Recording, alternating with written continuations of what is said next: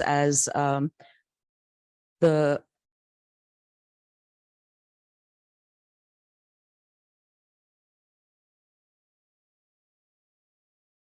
next. Okay, so we hold these workshops as part of the initiation of the Shaukat Khanum Symposium. It is my pleasure and honor to firstly introduce Dr. Farhat Muazzam, the founding chairperson of the Center of Biomedical Ethics and Culture at SIUT in Pakistan. This is the first dedicated bioethics teaching center in Pakistan. She was not only the founding chairperson of this center, but she has a long and illustrious career.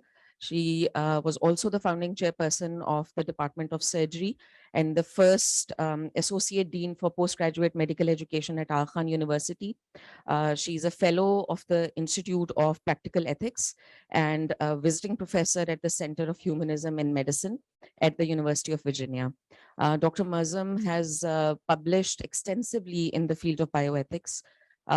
She is also very recently the recipient of the Hastings Center Founders Award, and the first South Asian woman to have received that prestigious award. It is indeed our pleasure that we have her amongst us today, and she will begin our workshop with an interactive session that talks of duality in medicine.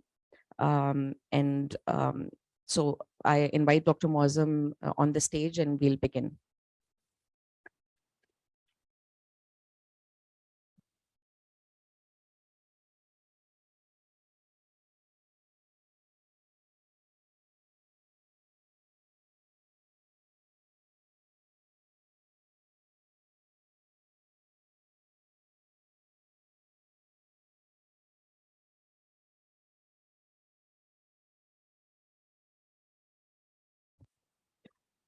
मैं चलती हूँ. अस्सलाम वालेकुम. अच्छा, पहले एक चीज जो है, आप सब उर्दू समझते हैं ना, उर्दू अंग्रेजी दोनों समझते हैं. ओके, सो एक चीज, आप जो पीछे लोग बैठे हुए हैं ना, जरा आगे आ जाए, हैं, क्योंकि स्लाइड्स हैं तो उसमें एक दो चीजें जो हैं बेहतर नजर आएंगी अगर आप यहाँ आ जाए.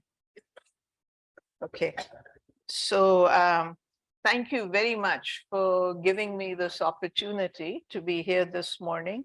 And I've come here before, but to congratulate both of you, I believe this is the first time Shaukat Khanum is actually doing a workshop on ethics. Yeah, sessions to hote the, and I hope that this will continue because this is an important area. So aap logon mein se ethics jo hai, and thank you, Dr. Mariam, for the introduction. So ethics से पहले कभी बातचीत हुई है आप लोगों की, कोई workshop किसी ने किया? Just raise your hand. Anybody, if you've had an opportunity. So one, okay, all right. So there's a few, yeah, okay, so that's good. So what I'm going to talk about today, you have a very interesting day that has been put together for the rest until this afternoon. So I will also be walking around, so, okay. So ethics, if you look at your theme today, so aapne theme dekhi, it's not on ethics, it's on communication. And it's on how you deal, how you are with patients and their families, etc. But even communication is part of ethics. So what I would like to do is to set the stage a little bit, talk to you about a few conceptual cheezein. तो उसके अंदर जो है ये lecture जो है gets very boring. So मैं ये करूँगी, आपसे थोड़ी slides है मेरे पास. And I will first, so we'll talk about some of the things that I have on my slide. Okay, can I have my first slide, please? Uske baad I can handle it.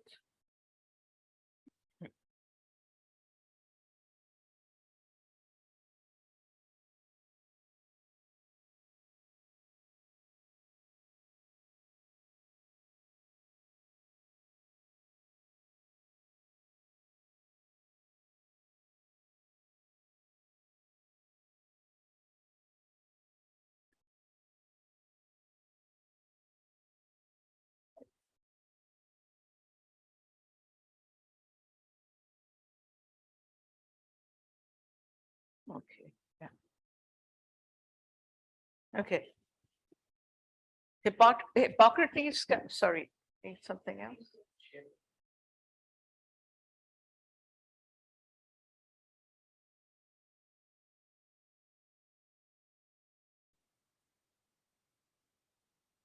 And one request, your cell phones, either turn them off or put them on vibration, because it's very, very disturbing. The beach mein koi cell phone bajta hai.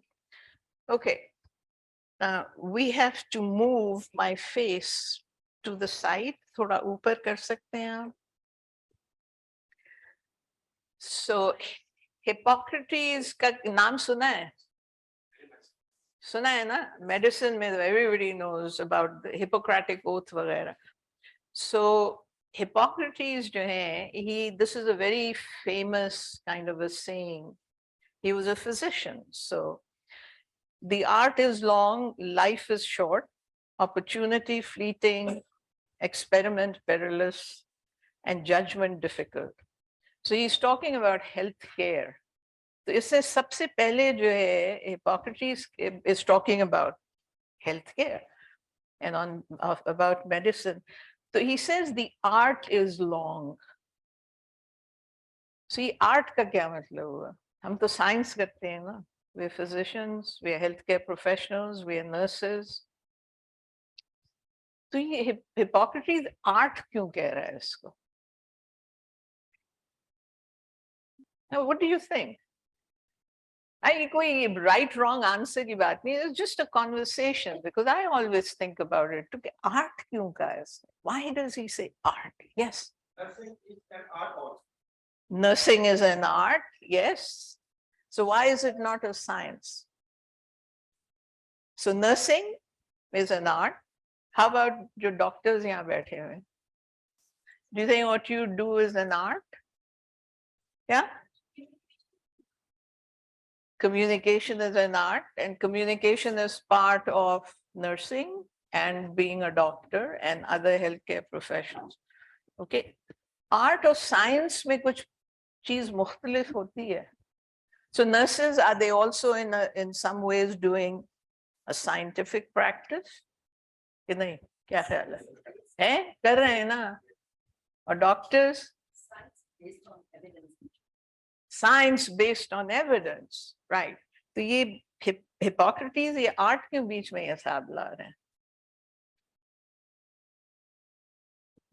कोई मुख्तलिफ चीज होगी ना. Science और art में कुछ चीजें मुख्तलिफ होंगी ना. There must be some differences. Yes. Yes. Okay. Okay. So you see, he is not saying anything about ethics, but the point you're making is, would the others agree? There was a hand up in the back also. In arts, you can add on things from your mind as well. You can do some additions, something different. Yeah, maybe. Okay. G? Art can be the way of doing things. Maybe a way of living. So maybe Hippocrates was referring to that way. We do things scientifically based on evidence, but the way of doing things could be art. So art is broader, as jo aapne unhone kaha na, art has more to do with your life, who you are, how you feel, how you experience, right? When you paint and when you draw, all of us do it differently. Science, evidence-based science, जैसा पत्थर में लकीर होती है ना, well, that's another discussion. I have my own questions about evidence-based, but that we won't get into that.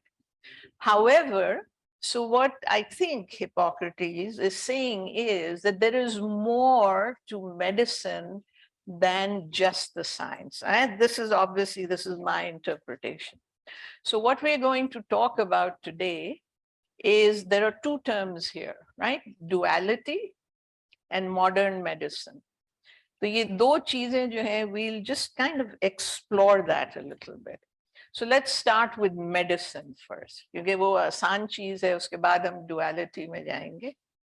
So to look at medicine, ये lights off इस side की हो जाएंगी, please. I want all of you to just take a look at this picture and tell me, we'll just see क्या है इस तस्वीर में क्या हो रहा है. This is a very famous painting, by the way.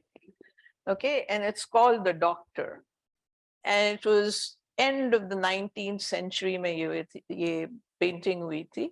And इसमें just take 1 minute to look at it and then tell me, आपके ख्याल में ये क्या है, किस चीज की तस्वीर है? What is it talking? What is it showing? So this is also art, right? We're looking at art.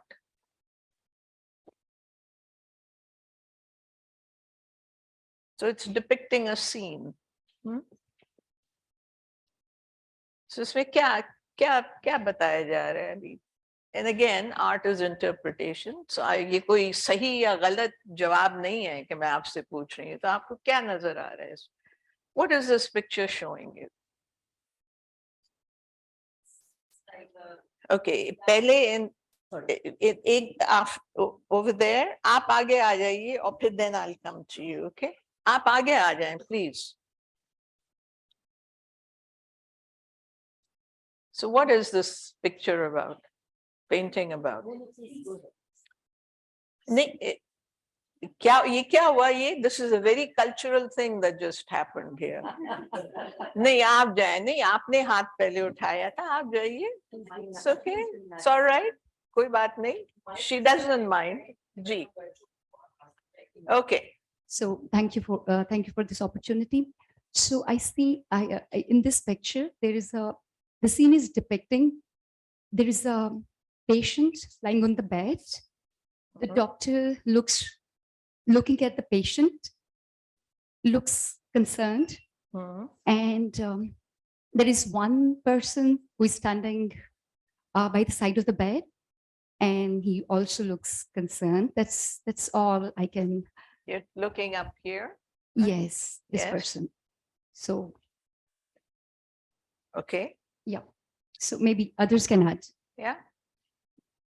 Yeah, so she has described the the people in the art, but to me it seems like there is a very serious dying patient, because the mother on the table is has her head on the table, very Okay. upset. Doctor is concerned because probably he couldn't do anything. Probably. Is So- kamre mein, if you look around, are there any things that indicate what the doctor may be trying to do? Can you look at this? What Medicine, is that? Huh? Well, Yeah. I don't know, Possibly. pestle and mortar in a jug, and probably he's trying to, yeah. So this was the 19th century. Yeah. So at that particular time, that's how they made maybe their own drugs, etc. Okay. Anybody else? Yes. Okay, I'll probably say that this presents an ethical dilemma. Mhm. The doctor seems concerned because he has what science has told him, he has done it, but the child is still sick, and the Okay. parents are worried Okay. about the condition of the child, and the doctor doesn't know what he can do more or how to communicate this to the patient. Okay. So Okay. this is a very sick patient. You're correct, right? And you can see that in both the way the doctor is looking at the child, and then you have the parents, look like the parents in the back. और ये scene कहाँ हो रहा है? किस जगह है? Where do you think they are? They're probably in the patient's home, right? And what does the patient's home look like? Defense society के रहने वाले हैं कि कहीं और है? They're poor people, right? So they're poor people. The doctor has gone to see the child over there, and you've picked it up. Obviously, the child is very ill, maybe dying. And so the family is there, the doctor is there, it's in the house of the patient. So as I said, this is we're looking at medicine ko hum thoda sa explore kar rahe hain. Okay, so let's look at something else. This is just about 100 years later, and there's again a very sick child, right? So if you look at this now, what are the changes that you think have happened between jo pehli humne aapko picture dikhai thi in this? Okay, I want somebody wahan bahut chup karke log baithe hue hain. I want our nurses to speak up also. Ji. It seems more advanced, highly equipped, and Yeah. organized. So it's more organized, yes. Yeah, and it has been shifted from home to healthcare setting.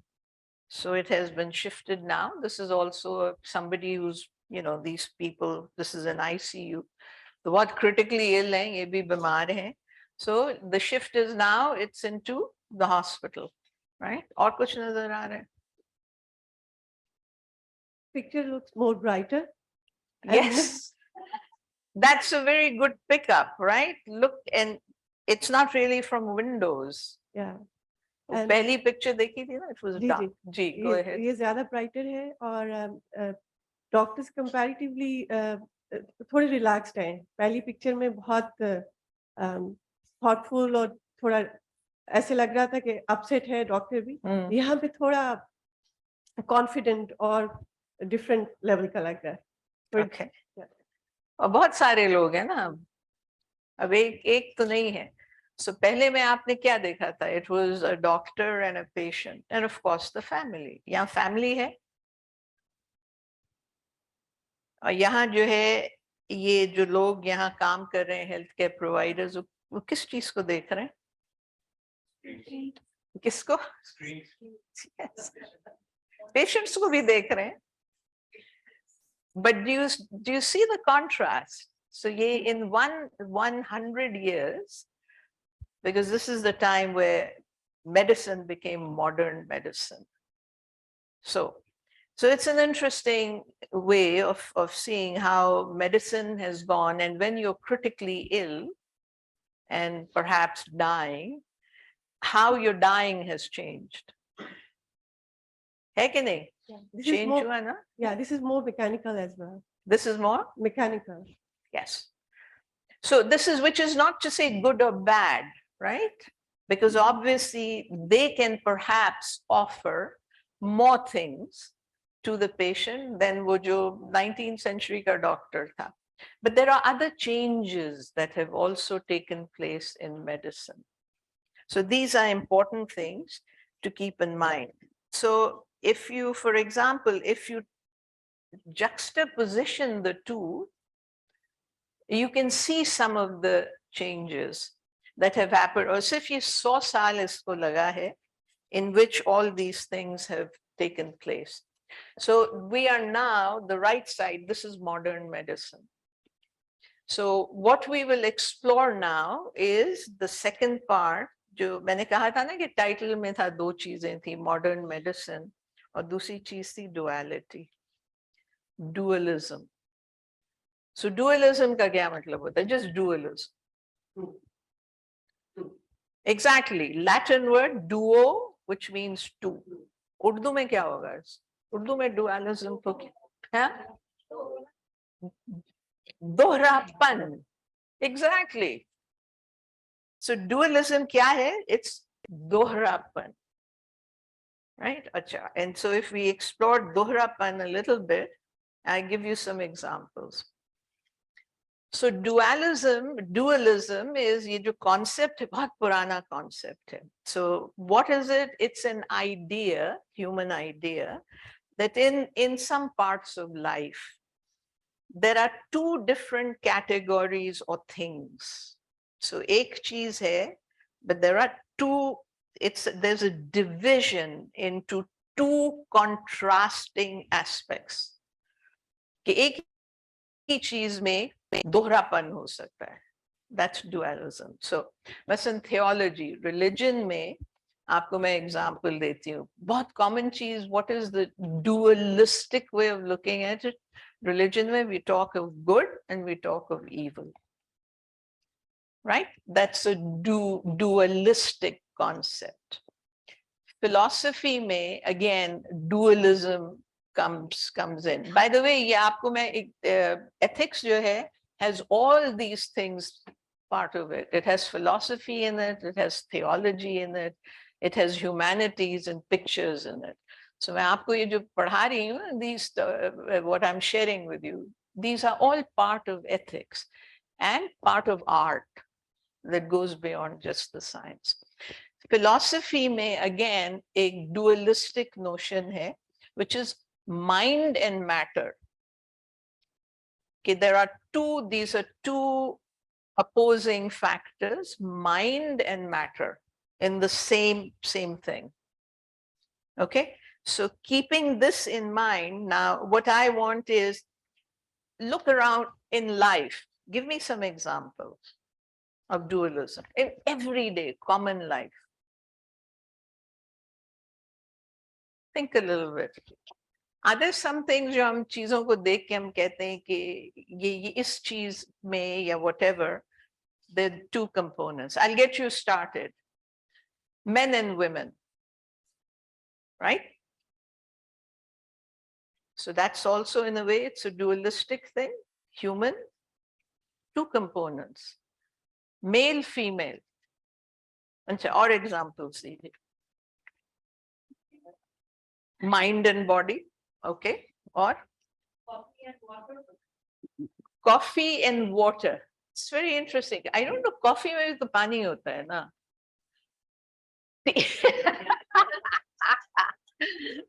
I'm not so sure, but maybe water and fire. I don't know, right?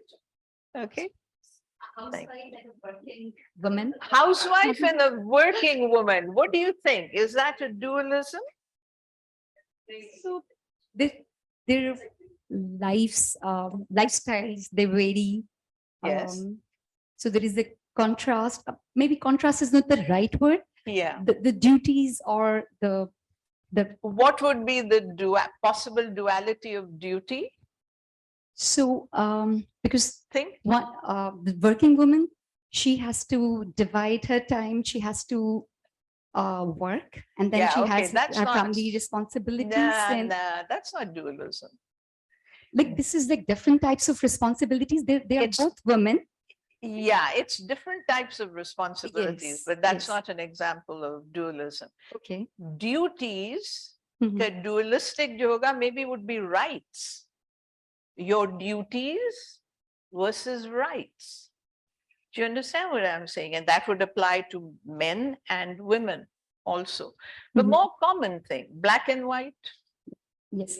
That's dualistic, right? Okay. Dark and light, night and day.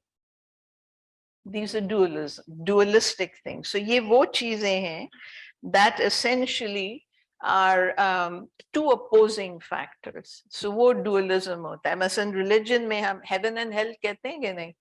Khuda aur shaitan kehte hain ki nahi? Right? So these are dualistic things. So this philosophical concept of dualism, how did it develop and enter into medicine? And we will cover that. This kind of two opposing things. So Descartes ka kisi ne suna hai? He was a French philosopher, René Descartes. Anybody? Okay. So this is René Descartes. All right, ye philosopher, a very famous philosopher. Hum log, because when we study medicine and even nursing, usme unfortunately hum history apni nahi padhte. So Descartes was, as you can see over here, he's famous for, I think, therefore I am. Anybody heard of that? You have heard of that, right? So Descartes साहब जो थे, इसका क्या मतलब था आपके ख्याल में when he said, I think, therefore I am? You know, he was a philosopher. I am, I have a brain, I'm alive, therefore I'm thinking, I can think. Right. Therefore I am. Right. So he thought that the whole existence is, I think it's an intellectual kind of a thing. So he said, how do I know who I am? It's because I can think. Okay, so he said this, I think, therefore I am. So to him, intellect was the whole thing. So sometimes हम लोग हंसते हैं इसको, Descartes को कभी gout नहीं हुआ था, ये kidney stone नहीं हुआ था. अगर वो हो जाता ना, तो you would have realized he's more than what he is thinking. There's other aspects, pain, feeling, etc. So Descartes जो था, he was at a time, ये during Reformation, Enlightenment, ये यूरोप की बात हो रही है. He was a French philosopher. वहाँ there was a struggle between religion and science. ये उस जमाने की बात है. तो उसमें ये था, the church was very, very strong in Europe. The church जो था, the Christian church would say the soul and the body, really, it's a religious concept. So in an interesting way, they would say, we have the cure. Agar aap, if anything ails you, हमारे पास वो cure है. So, so they said, we take body and the soul is the same thing. We take care of that. And they were resisting science because science उस वक्त develop हो रहा था. So ये concept जो है, this is again, इसमें duality है, right? Because the Christian religion said, whether it's your soul or your body, it belongs to God, and therefore we know how to treat it. हम अभी भी ये यहाँ तावीज़ वगैरह हम इस्तेमाल करते हैं ना? So, right? So वो भी, it's a little bit of that same concept because religions are all tied together. So Descartes जो था, and this was the time, Galileo का आपने सुना, right? So he was one of the guys, I mean, these were the scientists who were saying if we can study nature, we can study the human body, and we can come up with answers and understand. और इसमें जो है वो religion के साथ ये friction हुई थी. So मसलन Galileo जो था, इस उसी ज़माने की बात थी. I mean, he was in astronomy, etc. And he was actually imprisoned, etc. He died in prison. So the Descartes came up with philosophically an interesting idea, which was that you have to separate the human body is one sphere and the human mind is the other sphere. And this is called the Cartesian duality.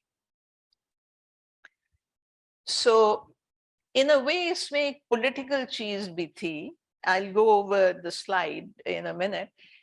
Because if he could separate the two, then it could be religion takes care of this, science takes care of this. So he came from that. Now, he was also a religious man, by the way. ये नहीं था, लोग कहते हैं philosophers atheists होते हैं, which is not true. A lot of philosophers are not atheists. But he separated the two. So he said that there are two realms. अभी देखिए dualism, as somebody had said, mind and body का. He was the one who kind of produced this, developed it. So he said, एक physical domain होता है humans का. And this is matter and energy. Usme, he said, all in this area have mechanical properties that can be measured mathematically. And he said, therefore, the body is a biological machine with its own laws. The body has its own laws. And these you can study through science. I'm paraphrasing him, but this is what his philosophy said.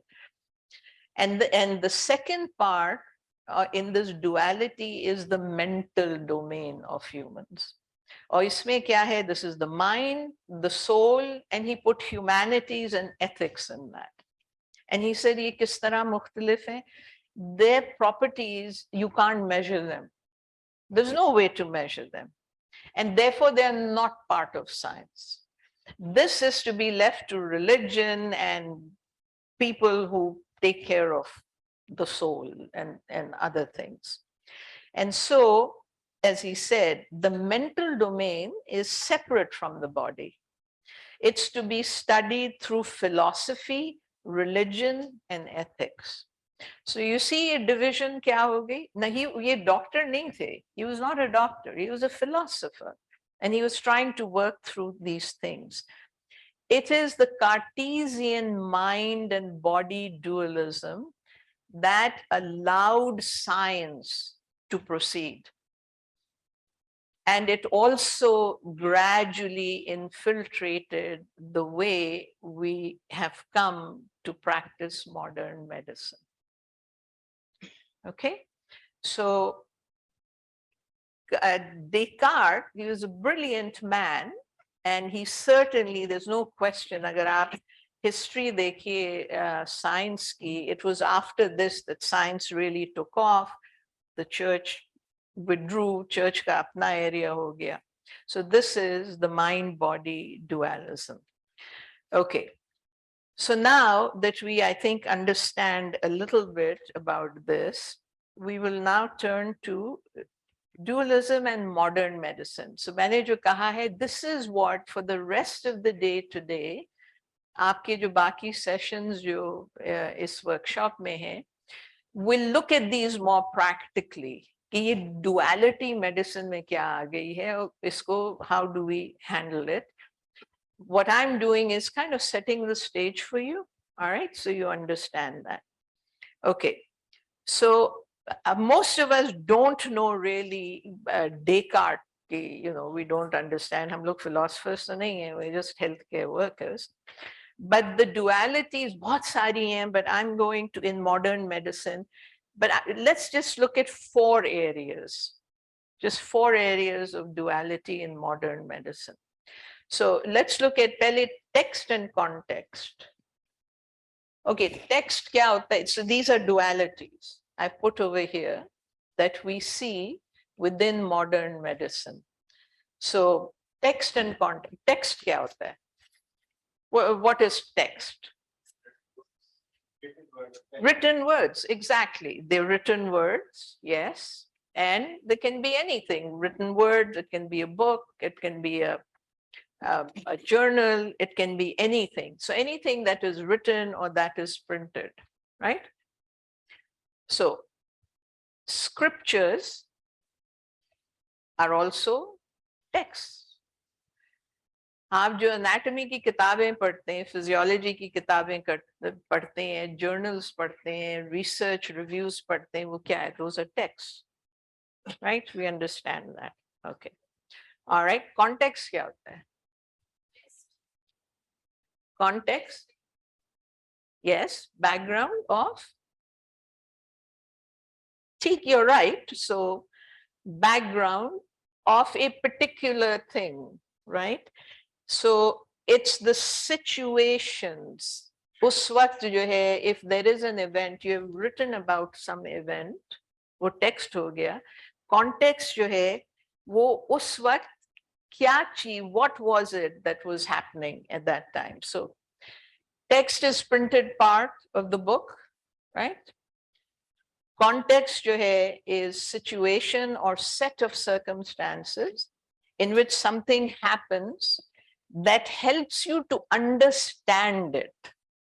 Okay, text also helps you. आप जब when you look at your data या आपके lab results आते हैं, of course they help you understand it. But when you're dealing with a human being, तो lab test के अलावा और भी बहुत सारी चीजें हो रही होती हैं ना, and that's the context. It's something that happens, so it's a review of something that happens that helps you to understand it, right? So history, culture, उस वक्त local conditions क्या हैं, religious values क्या हैं, socio-economic चीज, अभी मैं मरीज की बात कर रही हूँ, right? So that's the context that the patient comes to you with. So to give you an example, आप में से, I'm sure some of you Quran Sharif पढ़ते हैं, right? Quran Sharif क्या है? Text है, right? We agreed. Quran Sharif का context क्या होता है? What is the context that we read जब आप Quran Sharif हम पढ़ते हैं? टीचिंग होगी उनकी टीचिंग जो है ना I think that's the context कौन सा teaching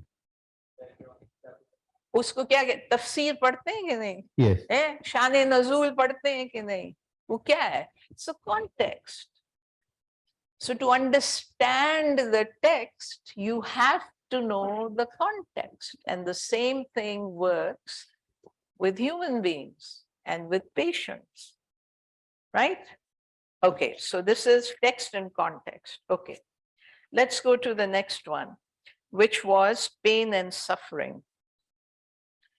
so yes pain and suffering okay so let's look at this is also there's a duality here pain kya hai aur suffering kya hai so what is pain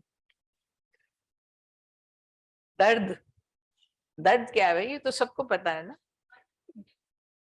uncomfortable feeling to dard kaise hota hai injury se wo to cause ho gayi na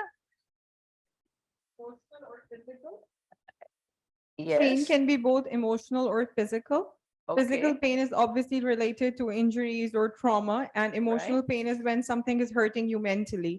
okay It could, so mentally jo hai would you call that you could call it pain would you call that also suffering yes, it could also be called suffering. So I think there's a very fine line which converts suffering into physical pain, and that's the basis of somatoform disorders, where your Okay. mental health actually makes you have physical pain. Right. So there seems to be some kind of a connection there, right? Lekin hum jo those of us who do medicine, the doctors and the nurses, in modern medicine, hum kis cheez ko dekh rahe hote hain? Organic pathology, something that we can see Which and is connected to pain, है ना? It's a biological thing. So हम कहते हैं कि वो भाई उसको ये दवाई दे दो वो दवाई दे दो और वो दवाई आप दे रहे हैं और मरीज कहता है कि नहीं ये सही नहीं हो रहा है तो हम क्या कहते हैं आमतौर पे what do we do for god say get a psych consult कहते हैं कि नहीं क्यों so उसमें क्या हो गया डुअलिटी हो गई कि आपने कहा ये तो एक हिस्सा है और ये दूसरा हिस्सा है so here is another duality so pain and suffering jo hai na and we're talking obviously of healthcare they may exist simultaneously, but they are not the same, which as you've pointed out.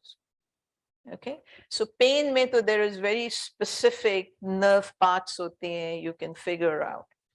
Pain, so it's a sensation and it works through nerve receptors. It's the biological part of it. And once you remove the nerve irritation, it goes away, right? But when you amputate, there is a very bad, painful leg. Aapne wo leg amputate kar diya. But sometimes the person still feels the pain. Phantom limb hum kehte hain na. Suffering, therefore, is the mind's perception of the interpretation. So the two are related, but again, in the duality of medical, modern medicine, our focus has become very much on pain and we have separated it from suffering, which you can't measure. Pain to aap phir bhi measure kar lete na, but you can't do that, okay, with suffering. So here's another duality. Text, context, pain, suffering. The next one was essentially, let's see, curing and healing was the next one. Okay, we'll go to that, but just curing का क्या मतलब होता है? हम कहते हैं ना कि किसी उर्दू में क्योर को क्या कहते हैं? किसी को क्योर कर दिया है? इलाज. Shifa is healing. Do you see the difference between the two? Shifa is more than just curing. Here is the other duality. Modern medicine we are about curing. We're not so much about healing, okay? So, curing jo hai, it's very interesting. Again, historically, agar aap dekhe, curing, the word curing, it comes from Latin cura. So, originally उसका क्या मतलब था? It was spiritual caring, concern, responsibility, attention, tending was curing. But modern medicine में जो second bullet है, this is how we now understand curing, which is treatment and prevention of disease by trained and licensed professionals, medicine, dentistry, etc. Eliminating all evidence of disease. That is what we are talking about जब हम cure कहते हैं. Am I correct? Right? He's been cured. Okay. Healing जो है, it's a different word. It means to become whole, to mend something, which is more than physiology. Yeah. My English, but I feel that curing and healing are Yeah. very similar. Maybe treating and healing, would Treat- that be the duality? Because curing to Yeah. me means completely ridding somebody of the disease. And right. healing in a way is similar also. You've healed, you've Okay. helped them become whole in a way. Perhaps treating and healing. Okay. So, I'm confused. no, I'm glad. If you're confused, that's the first way you know you're beginning to learn is when you say, I'm confused. So it's good. You see? The ex-chair of our clinical ethics committee and a current member as well. Great. So that's important. No, because it is. No, it's important because you have to work these words out. हमारे पास इतना time नहीं है, but these are good discussions. But let me see if I can help you. So treating is a process. Okay. Curing and healing are the end results. Do you understand that? ठीक? So healing में जो treating जो है, treating you can treat to cure, which would be you operate, get rid of the cancer, etc., etc.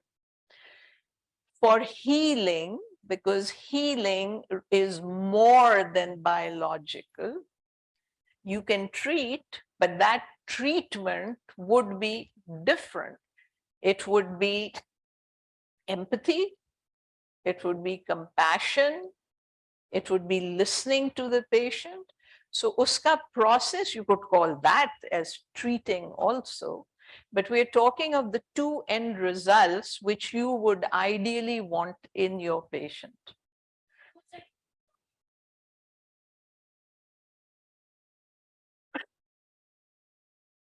Curing is all, yes. Healing goes beyond the physical curing to looking at, इससे पहले pain or suffering की जो बात हो रही थी ना, looking at suffering. Because you cannot heal unless you have gone beyond the biological. Okay. And here is something, Eric Cassell, he just recently died. And this is one, I think this is jo aapne confusion identify ki hai, I think he captures it. It has been one of the most basic errors of modern medicine to believe that patients who are cured of their diseases are also healed. This is a major dualism in the way we understand medicine today. We are all into the biology, the pathology, etc. But mareez jo aapke paas jo aata hai, comes to you not as a set of organs that you can take care of or something that's not working, that you fix. The patient comes to you with a broader issue. And this is exactly continuing on what we're talking about. Here's the other dualism. Disease and illness. ये दो मुख्तलिफ चीजें हैं. If you go into what they are, so आप जो बात कर रही हैं, you're talking of disease, right? So disease क्या होती है? What is disease? How do we as healthcare professionals, disease को हम क्या समझते हैं? Anybody? Pathology, Underlying pathology that is giving a feeling of being unwell, giving pain or other symptoms. So it's the organic so it's pathology. yeah, Underlying. it's something that's concrete, that you can measure, that you can send out labs, you can get x-rays. So the disease is biological. Think back, Descartes ki jo duality thi, how much we use that. That's disease. Illness is more than disease. Illness goes beyond the physical aspect of the patient to the mental domain of the patient, the psychology, the emotions, the suffering. Okay? And illness जो है, particularly उसकी एक और characteristic होती है, the illness moves beyond the patient to the family. And particularly in our cultures, where we are very, very interdependent, and we rely on each other, joint families hoti hain, financially we are interdependent. So the illness actually seeps beyond even the patient. Okay, all right. So if I was to put disease and illness, So, just a question. sure. It can seeps into a healthcare professional also.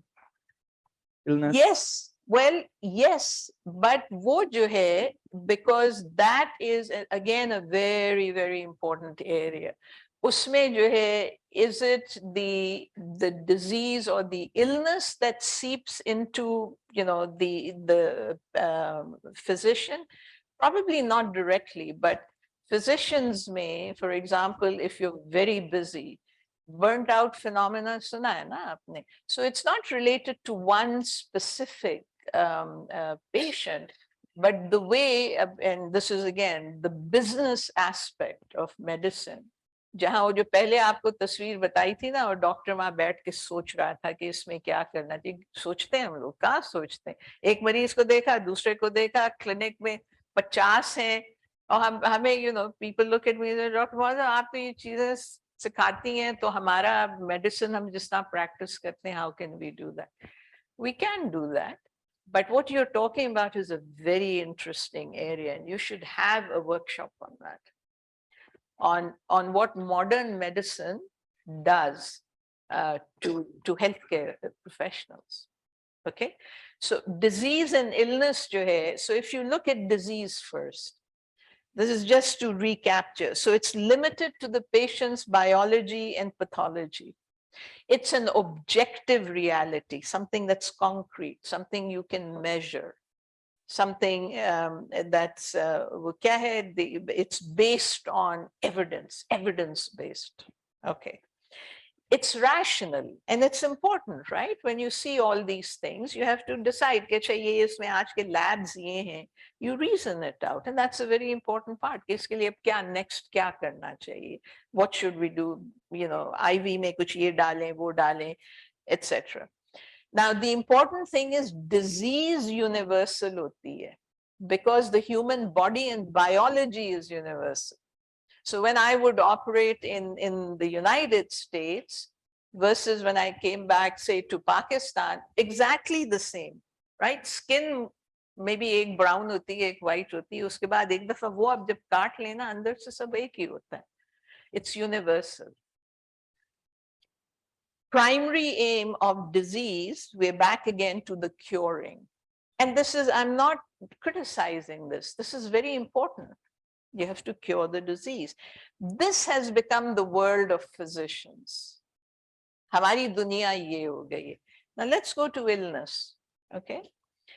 Whereas disease was limited to biology, jo maine abhi kaha hai, illness jo hai, it goes beyond the patient biology and to the family, particularly in our part of the world, where they are so closely linked. हर जगह होता है, the family is also affected, but यहाँ हमारा जो है, it is much more so, and you know that. I mean, your family एक member नहीं होता है, 4, 5, बाज़ दफ़ा 8 खड़े होते हैं कि हमें बताइए क्या होता है. And illness is subjective. So the patient and the family, it's subjective. You have to sense it. आप उसके लिए कोई lab नहीं भेज सकते.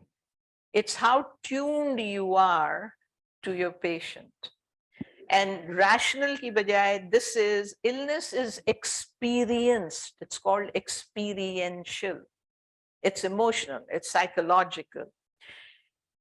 Disease is universal, but illness is contextual. Or jo aap baat kar rahe the na, Dr. Sahab, earlier also.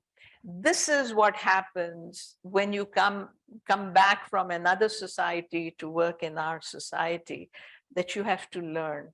Ki illness jo hai, it's constructed socially. It's experienced socially. And the primary wish of the patient is, I want to be healed. The patient wants to be cured also, but the patient wants to be healed, wants something more from you. And that's the world of the patients and the family. And this is kind of, in some ways, tells you the duality, dismay in which we work, and we need to be kind of aware of it. So here is I like cartoons, okay? I'll give you a minute to read this. So starting from the left, you can see, right? So this guy comes in, Ms. Doonesbury, I'm Dr. Stickler. Any nausea today? How about numbness? And Ms. Doonesbury says, no eye, and he says, good. No chills, dizzy, spells. Mrs. Doonesbury, somebody else comes up. I'm Dr. Green, any nausea today? Any numbness? No, just as I said. Okay, deep breath, how about chills? Any nausea today, miss? Or numbness? Okay. And then, so finally the patient says, this is a teaching hospital, I guess, right? Say, yeah, does this hurt? Does this hurt? How about this? Does this sound familiar? All of us have worked, right? Yehi hota hai na mareezon ke saath. Okay. All right. So the question may seem technical, which is something jo hum modern medicine we have tended to do. But as Paul Tournier, he was also a physician, he said, but a human question is never purely technical. It just cannot be. It's not like the human is not like aapki gaadi kharab ho jati hai, aap mechanic ke paas le jate hain, and the mechanic looks under the hood, do teen cheezein ko to replace kar di, ye kar diya. And that's the end of that, right? So Dr. Bushra and the others have heard me say that to my surgical residents, I used to say, I can teach a monkey to do an appendectomy. But that doesn't mean that the monkey is a doctor. So you have to decide if you're going to be a mechanic or if you're going to be a doctor. There's a difference, a little difference. Aapko mechanics bhi aani chahiye, uske alawa kuch aur aani chahiye. अच्छा यहाँ कोई poetry में is anybody interested in poetry? पढ़े ये उर्दू पढ़नी आती है किसी को यहाँ? है? आती है, पढ़ दे कोई, किसको आती है? आपको आती? पढ़ दे? तेरे साथ रहे पास का, लेकिन कभी कभी इसे तन्हा भी छोड़ दे. क्या मतलब हुआ इसका? है? देखिए इकबाल ने कितनी आसानी से 2 सेंटेंसेस में, मैंने पता नहीं घंटा लगाया है जो आपको बताने में. ये क्या कह रहा है इकबाल? है? क्या कह रहा है? अच्छा, हाँ जी. ये अच्छा है कि आप अकल इस्तेमाल करें, लेकिन कभी कभी अकल के बगैर चलना भी अकल के बगैर क्या चीज इस्तेमाल करें? कभी कभी से तन्हा भी छोड़ दे. जब दिल को अकल के बगैर, उसकी फीलिंग्स, इमोशंस, माइंड के बगैर उसे चलने दे. Yeah, so you see the duality here? Yeah. So मैं इसको दिल और अकल. जी, इसको मैं जो पहले आपने एक्सप्लेन किया, मैं इसको जो टेक्निकल और मैकेनिकल, उसको मैं रोबोटिक इंटरेक्शंस कहती हूँ, जहाँ पे हम we are becoming robots. हम उस फीलिंग और सेंसेशंस को हम कभी-कभी नहीं देख रहे होते. yes no कुछ और बोल दिया तो हम कहते हैं he's very anxious, she's very anxious. Yes, you're absolutely right. I've been in this field long enough to to have seen this. And it's a struggle because we're so busy and there are so many patients. But you've said it exactly. तो दिल हमारा जो है वो भी कभी-कभी उसको भी आ जाना चाहिए ना. दिल में क्या होता है? दिल में हमदर्दी होती है, नरमी होती है, empathy होती है, जो आप measure नहीं कर सकते. But that's also extremely important. Okay, I tried to stay on time. I've got a minute. Isn't that interesting? Okay, great. So we can have the lights on and koi sawal. Do you understand basically the point I'm making? Ji.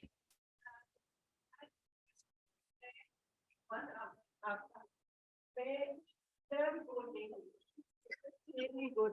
And it was excellent. बहुत अरसे बाद मुझे इतना मजा आया इस workshop में. I'm happy to hear that. Because इसीलिए lectures है ना over time it's not good क्योंकि फिर लोग सो जाते हैं etc. So I really appreciate that. Thank you very much. Yeah, it was a very wonderful session, but I'm sad at the end because I feel I do not think, therefore I'm not, because because the differences between the words that you described, we really don't think about those. Yeah. So I'm just feeling guilty that I'm not here, I'm physically here, but I'm not, because I don't think about these things.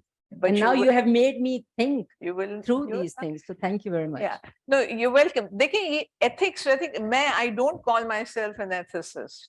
I just call myself a physician who looks at these areas. Ethics is everybody's business.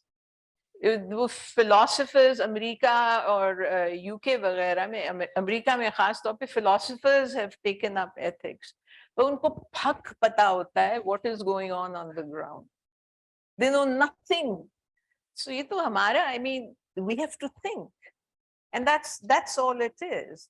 Your heart comes into it sometimes.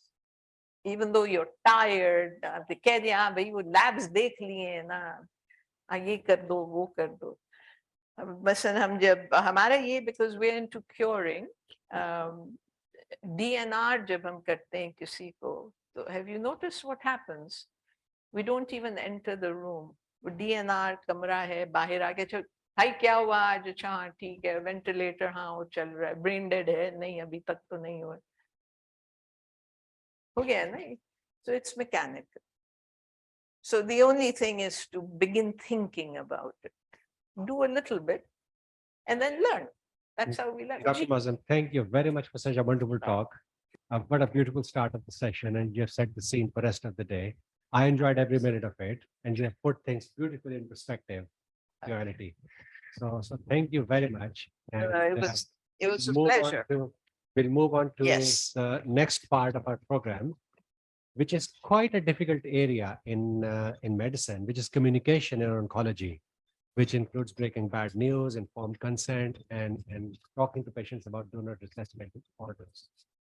So we are privileged to be joined by stellar faculty today. So we have got Dr. Bushra Shirazi and Dr. Nida Wahid Bashir, both with us. And thank you very much for joining us today. And I'll just give a brief introduction of them. Dr. Bushra Ansari is a professor of surgery working as a breast consultant in SIUT. And she's a faculty member of Center of Biomedical Ethics and Culture, which is CBE in SIUT. She has got many degrees in ethics, diploma in biomedical ethics, MBE in bioethics, and she has got masters in health profession of education from Mahakan University. And she is a member of IRB at Ziauddin University for last decade, and recently joined IRB member of Dow University of Health Sciences. And she has been actively involved in CBE educational programs, including lots of national workshops and seminars. So thank you very much, Dr. Bushra, to join us today. And our other faculty member is Dr. Nida Wahid Bashir. She's also a surgeon, a breast surgeon, and a general surgeon. And she has done a postgraduate diploma in bioethics, currently working in Dr. Ziauddin Hospital. And she's also faculty at CBEC in SUIT. And she has worked on many initiatives for bioethics related capacity building in Pakistan. So we are very privileged to welcome all the faculty here, and I'll hand the mic over to Dr. Mariam. She is going to introduce the session and how it is going to work around. Yes, so so I'll not take too much time and just hand it over to the people who are actually running the show. This section is going to be a case discussion, and there's going to be a presentation, but we'll also, involve you. This session is going to be run by all of you actually. Right. So I thought you will say something more. Yes.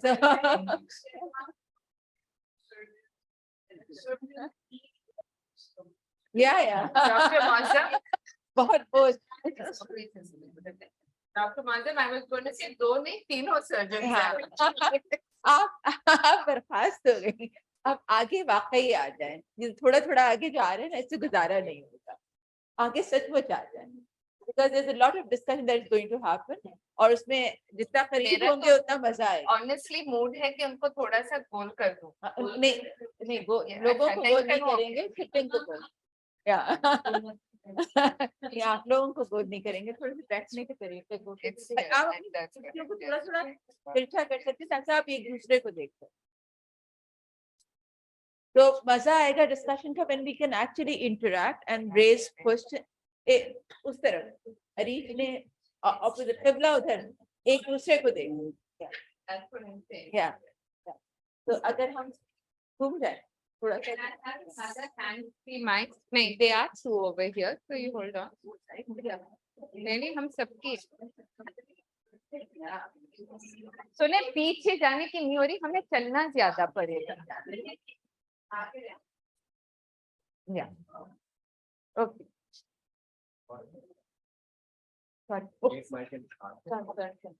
एक और है, can we have?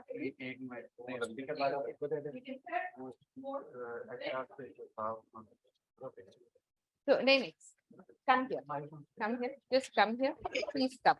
It just makes it easier for us. आप आ जाएंगे. Just pull your chairs like this so you can actually see them when they talk. And before we start, I can manage right? आप इधर आ जाएंगे ताकि ये हाँ please Ajay ताकि nobody's back is towards the next person, so one can look at each other's expression when you're talking. Okay, so just one thing before we start this interactive session. Yeah. For my knowledge, how many doctors in this room? थोड़ा सा Raise your hand, please. It's an because अपनी back exercise. उधर नहीं first thing. रखनी है लोगों की तरफ. Okay, fine. And how many nurses?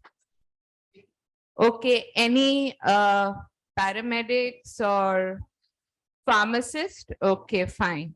All right. And I suppose that's the IT helping us out. Okay, so it's just nice to know what and who we are talking to. I think everyone present over here at some level or the other will relate to the case that is going to happen. And what we'll end up doing is we will stop this case at different points and we will have a discussion and then we'll constantly talk about how this case plays out. And I always tell people behind your mind, just keep the presentation. Jo hum disease, illness, all the conversations that happened in the morning, how they actually play out within the case. So I'll start with the first part of एक it. चीज है stop thinking like वो होता है ना हम अचानक से डॉक्टर्स और नर्सेस बन जाते हैं राइट जो डॉक्टर मौजम सारी बात थी उसी की कंटिन्यूटी हम जारी रखे हुए हैं है ना so we are here as human beings right beside whatever profession we have think about the case like that Okay, so hopefully at the end of this, you'd be able to appreciate some communication challenges that happens when you're dealing with oncology patients. You can explore some of the challenges and understand how consent for procedures in oncology are taking, and it's complex issues that you have to take consent from people. And I don't know the Shaukat Khanum format, but sometimes it's the doctor, sometimes it's somebody else taking it. So there's relaying a lot of complex information.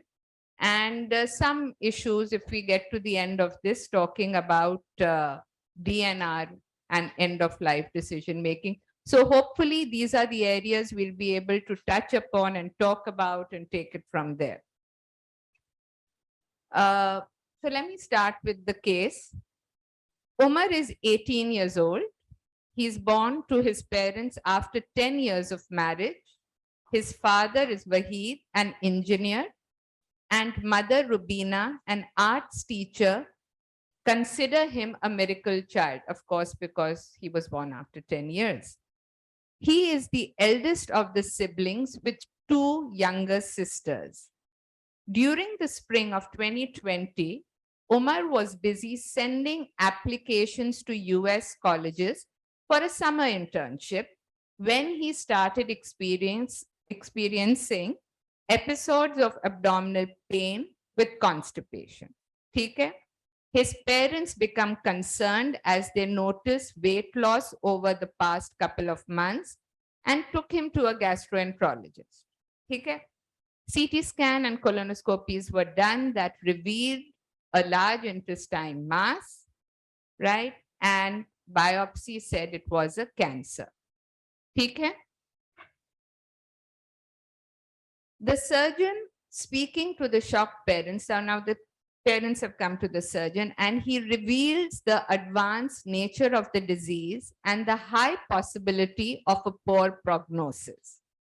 The need for a surgery and formation of a temporary stoma, the risk of infection, bleeding, the need of a lifestyle modification and likelihood of recurrence were all explained to the patient, right? And the family over there. The family was trying to absorb and cope with this information and requested for some time to make a decision to proceed with the surgery. Umar, who was visibly upset and overwhelmed, did not want to discuss surgery. His wish was to go to America within the next 6 months for the internships that he was looking forward to. So let's stop over here.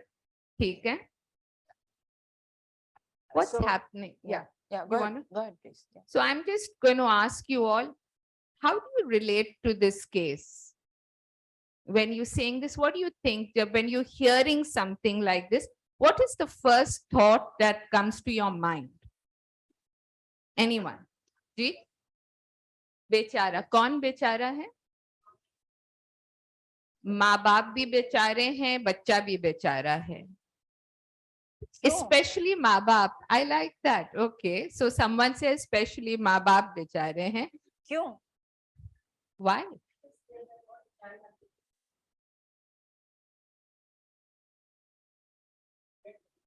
No. I'm just telling you just the part I read aloud, because that is exactly what you have, is what I read aloud. So one thing is you feel sorry. So when you're starting off saying, oh God, this is a sad story. But anything else that comes to your mind, how do you identify with this case? हम जब उन्हें बेचारा कह रहे हैं, there are things that you क्यों है? क्यों हम उन्हें So सिर्फ I think, बेचारा अफसोस के अलावा? I think Umar has had his life turn upside down suddenly. Just as his story has been described, he's probably been privileged as, you know, the son after 10 years. So to know that all his plans are going down the hill, I think he's in denial. That's why he just wants to run away and continue with his plans. So that's what I think the state of mind of Umar is right now. But ye jo bichara concept that also seems valid here. That obviously the parents are in a position where unki puri zindagi ka jo ek miracle child tha, he's now going to probably not make it and has a poor prognosis and is going to have a poor quality of life. So they're expecting to see suffering, which is making them upset, and they need time to process it. That's what comes out from the initial story. So she brings up a point that, of course, it's one fine morning. Things happen when they start for the first time. It's one fine morning, you suddenly told your child is got cancer and the picture is bleak, right? So then what's happening? Yeah. Go ahead. एक लफ्ज इस्तेमाल हो रहा है, बेचारा, right? बेचारा, what does that? बेचारा, what does that represent? So we feel sorry for them.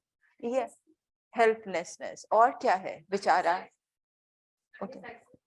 Okay.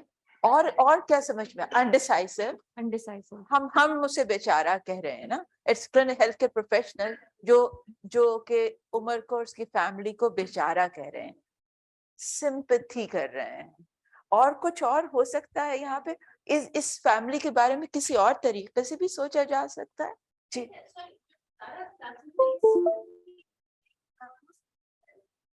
बिल्कुल. Okay. Anybody can counter Dr. Amna. She will not say anything to anybody. Promise. You can counter if you don't like the response that Dr. Amna is giving. So is it say- pity? Let's yeah, ask the yeah. question. Do you think it's actually, so everyone experiences this, the nurse experiences, the clinician experiences. So when you get to hear this story or you're telling somebody, what do you feel inside? Yeah. Is it? You feel Sad. sad, all right? You feel emptiness. So when you are feeling this emptiness, you are feeling it for whom? Who is not able to do the thing she has done. She not had everything. Okay. कुछ जी, जी doctor. Doctor. Yeah. Yeah. Empathy is when you sense what is going on in this family in some ways, as though if I was in this place. I speak very नहीं doctor online. Yeah. It's for the online. So empathy is different from sympathy and pity. Empathy is when you are imagining yourself in the patient's and the family's shoes. Very important. Yeah. And जब हम बेचारा कहते हैं तो usually एक सड़क पे भी हमें बहुत सारे बेचारे नजर आते हैं. Do we stop for them and try to do something about it? So loves बेचारा कह के हम usually क्या करते हैं? आगे चल पड़ते हैं. Empathy, when you're feeling what they're suffering, what more do you want to do? फिर हम क्या feel करते हैं? To help. So हम identify कर रहे हैं कि ये family कुछ मुश्किल में है. That is what is important when we are encountering such situations, right? उससे आगे की कहानी जी डॉक्टर बशर. Yeah, okay. So ये तो identify, we've done this, right? Okay, so we are saying that this is, वो कहते हैं ना, one fine morning किसी के पैरों तले जमीन निकल गई है, right? Now we've got no role to play in getting them to that situation, but now they've come to us with the situation. So when you see this interaction happen of a diagnosis being given and told, in this 2 slides that I read out aloud, what do you feel is happening as far as the interaction and the communication that is taking place between all the stakeholders? So just before I get into this, who are the stakeholders in this case that we are talking about? Anybody? I'm going to. Doctors, The So doctors. doctors are one. parents, Parents are another stakeholder. Parents. Sorry. Parents. Parents are stakeholder. The boy himself is a stakeholder. Is anybody else a stakeholder? Okay, so the 2 sisters are stakeholders. Is anybody else a stakeholder? But so everyone indirect, so the hospital, the people working, so become direct or indirect stakeholders in this case, right? So when we have this scenario and there is this communication going on, what do you think, it's going on well or not going well, or Yeah. what's happening out Dr. here? Moss. What if you feel empathy? What Dr. Bushra is asking you, how are you going to operationalize or implement your empathy with this family? Yeah. So आसान करते हैं और इसे जब आपने पढ़ा, so this slide which talks about कि एक सर्जन के पास गए and he has explained something, कुछ बताया और उसके बाद एक रिएक्शन आया. आपके ख्याल what are the important factors जो आप इस स्लाइड पे लिखा हुआ देख रहे हैं, what are the important factors that you can pick either as a nurse or as a healthcare professional or as a common person? क्या हो रहा है यहाँ पे, इस इंटरेक्शन के बारे में आपके क्या ख्यालात हैं? Okay, so the words that I can bring out from what you're asking is the surgeon is speaking to shocked parents. So the word shocked shows us that the parents are just trying to, take in the information. And in the same sitting, it says that the advanced nature of disease is being explained. And in the same sitting, high possibility of poor prognosis. So I think these are, this is what's going on right now in this situation, that a very scary diagnosis is given, was the mean Kinchne wala. And at the same time, all the information is being given in the same sitting. Maybe it could be gradual or broken down or given some time to take the acceptance of it. And 18 is still the age where we're still, we're still between peds and adult. So if it's an 18-year-old in my clinic, I would probably talk to the parents first and then include the child instead of talking about everything right there with the child present that, poor prognosis, stoma bag, life has ended. So maybe this could have been dealt with differently. Okay, hold that thought. I'm coming to you. Thank you. So what we have heard this morning by Dr. Morrison. So in this case, I can see that there are medical facts. So the boy is diagnosed with cancer and he has been told that he has poor prognosis and the family has been informed. At the same time, there are other factors. There is another level. So the family is upset. So when you asked at the first that who is Bechara? So it's not just the patient, but the family. So it's just beyond the disease. It's just beyond the pain. It's about illness. It's about the entire the whole, the concept that we can discuss this morning. So we are considering about the other facts. He was a precious child. Every child is precious, but this boy was precious. He was born like after 10 years. He was a miracle child. Then he has this disease. He was planning something else. He was planning for a career. So we are thinking about the loss of the parents and the suffering of the parents. So I see that there are things just related to the disease, and then the bigger picture, the how it is affecting the person who is sick as well as the family. So yes, thank you. Now I'm just going to talk about what happens and what should happen. So there is a clear differentiation between it. So what we're talking is what should happen, but actually what happens is when patient comes to surgeon can give maximum of 15 minutes to that patient. So you have to go through the phase of breaking bad news in that 15 minutes. And that's the limitation of the system. And that's where all these issues come up. Yeah. So we'll talk about that in more detail. Yeah, we will talk about it in little detail. Yeah. Yeah.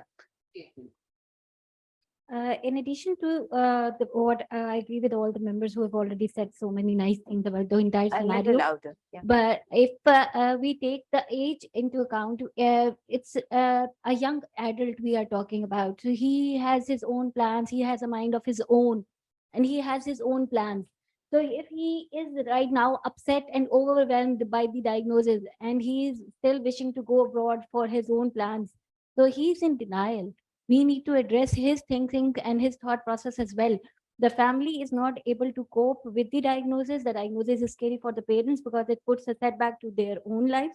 But at the same time, the child is not really comprehending the disease, the scary diagnosis, the carcinoma, whatever is happening. I think that goes back to what this fight was about. Huh. Disease and illness.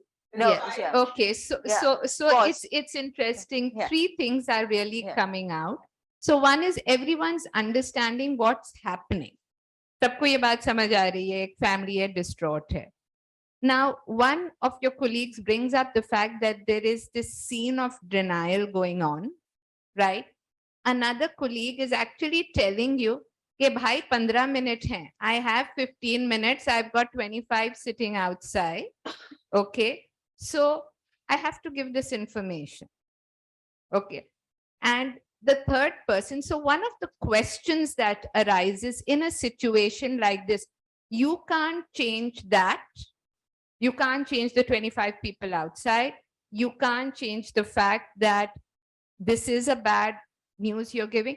So I think one of the questions that comes up is, so we're talking about empathy and things. So in a situation where we have this young adult who is not completely going to be able to make decisions or is in a phase of denial. So when we are disclosing information of this nature, so one colleague said that I would probably not have him in the room. So what do you all think? An 18-year-old, should he be in the room? You know, do you think why should he be in the room? I think in our society that peds and adult discrimination, or you can say boundaries, not that clear as in US or UK. So our 15 years boy or 16 years boy is and we think that he is well इतना समझदार होता है कि he knows मैंने क्या करना है. So I think 18 years is more than enough to know, to be him inside the room. Yeah. Okay, so we are talking about, will somebody understand? Because when you're disclosing some information, you want to make sure the person in front is understanding. Why do you want the person to understand?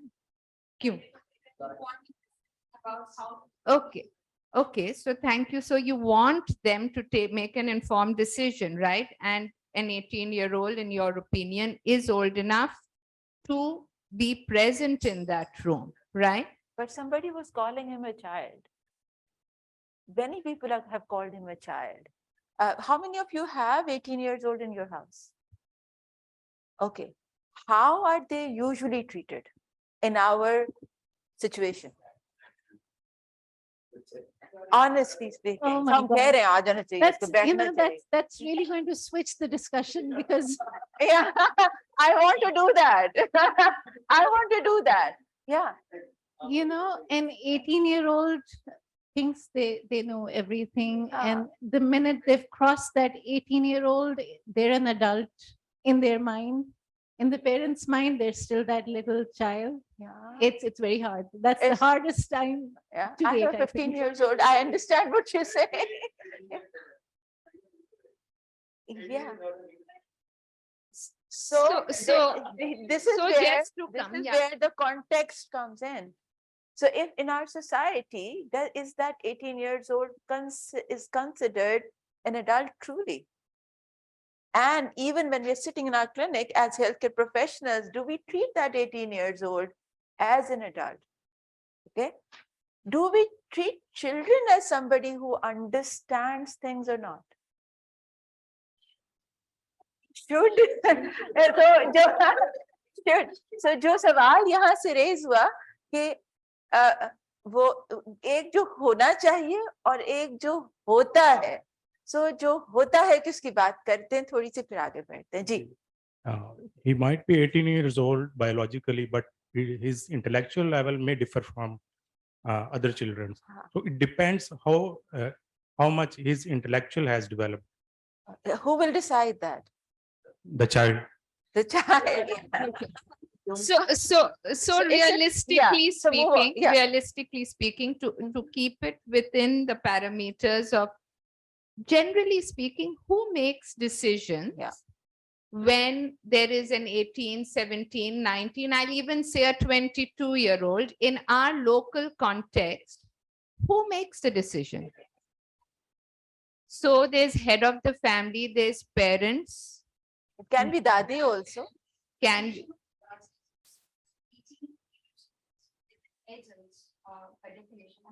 Yeah. So, yeah. Yes. By legal definition.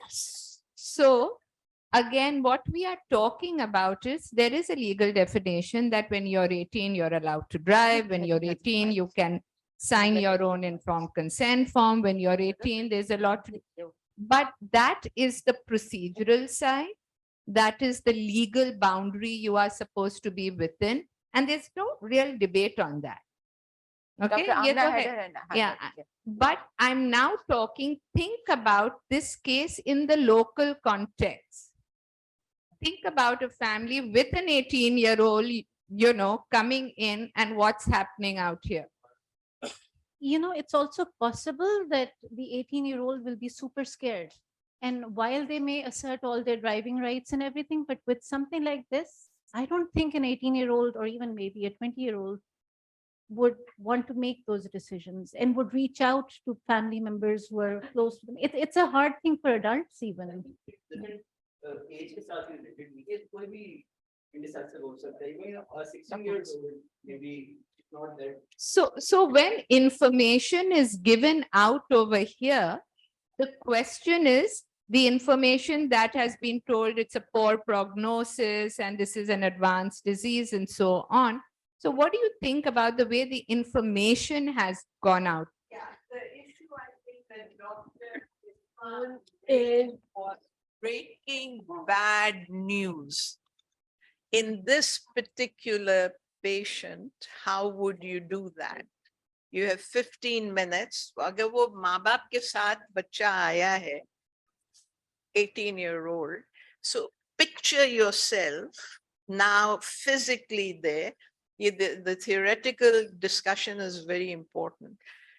आप वहां बैठे हुए हैं और ये parents अपने बेटे के साथ अंदर आए हैं, right? Breaking bad news. How will you proceed? Think about it. What would be a good way? मेरा पॉइंट यहाँ पे ये है कि जो सर्जरी प्रोसीड होनी है वो बच्चे पे होनी है, उसकी बॉडी ने सफर करना है. अगर वो उस बॉडी के साथ जिसमें उस पे ट्रॉमा लगा होगा वो चल सकता है कि नहीं, इसके बारे में तो हमने उससे भी पूछना है ना. ठीक है, ठीक है. So अब everything in that single 15-minute setting, why can't it be broken down into 2 or 3 minutes? The first with the parent, second with the child. So we can break it down. You can't eat an entire pizza. You always eat one slice at a time. So why not talk to the parents the first time, then involve the child or the 18-year-old boy, and then go forwards with it. So the first sitting could be breaking the bad news to the parents. The second sitting could be further on, you know, next time hum aapke bete ke saath bhi baat karenge. And the point that was raised is an 18-year-old knows a lot. So if I'm an 18-year-old and I'm undergoing a colonoscopy and I'm having rectal bleeding, I already know what's wrong with me somewhat. Yeah, I think it's a great discussion going on because all these things a clinician has to decide within first 2 or 3 minutes what to do, who needs to be there in the room, how the patient going to understand all the information thrown at the at him or her. Are you going to break bad news in that setting or not? So all these things you have to decide within minutes of patient attending your clinic. So that's why I think this conceptual discussion is very, very important to prepare everybody to be in that situation in front of that patient. Yes, you can decide on your own. Giving the news, you can decide on your own that what you have as a doctor to do. But as a family member, मैं किसी family का head हूँ तो मुझे ये एक chunks में your information. I agree with the doctor. I don't know name. Yeah, reach. तो चंक्स में इंफॉर्मेशन अगर दी जाए तो वो ज्यादा अच्छा है, वो अब्सॉर्ब भी कर सकते हैं और उनको टाइम लगता है पेशेंट को, फैमिली को उस सिचुएशन में आने के लिए, एक्सेप्ट करने के लिए. Okay.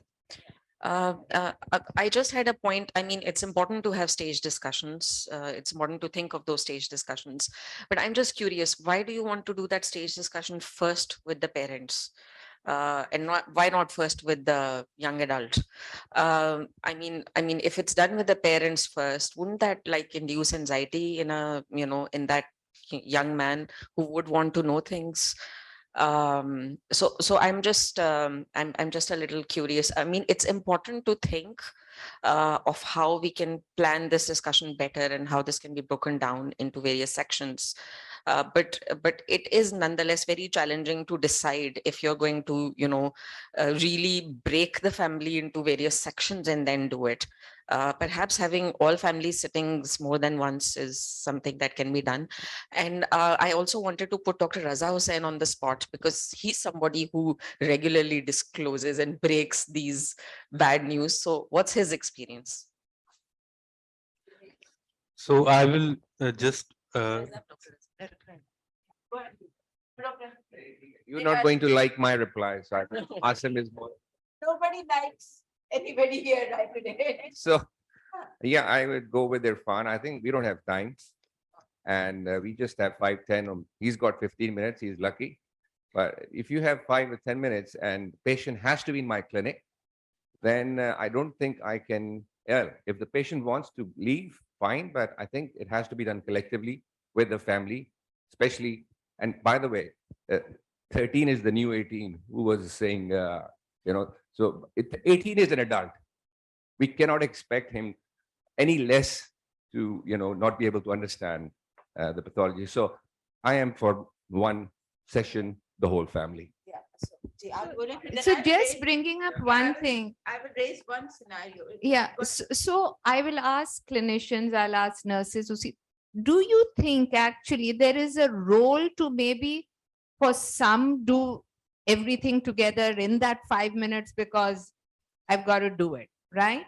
Or do you think it can kind of, looking at that particular family, would it change your action of the disclosure? So does it ever happen? So I'm asking you to reflect on your own practices. When somebody comes in the room and they sit down and it takes half a minute, you make an assessment because you've been clinicians or nurses for long enough. Do you ever think about it? Okay, this one, I'm not going to give all the information. So what is it that? So I would really appreciate if this can be done in the community, because no one comes to Shaukat Khanum for Khansi or Zukam or things like that. They know exactly why they are here.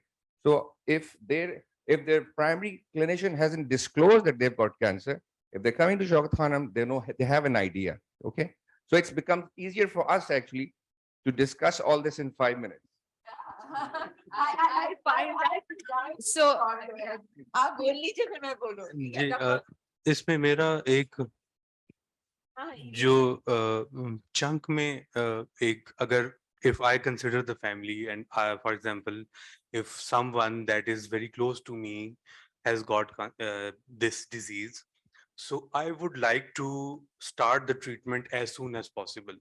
So with the chunks, you are delaying that treatment procedure, because it's not like today you are telling me, tomorrow you will tell the patient, you will give me appointment for next week or 15 days later.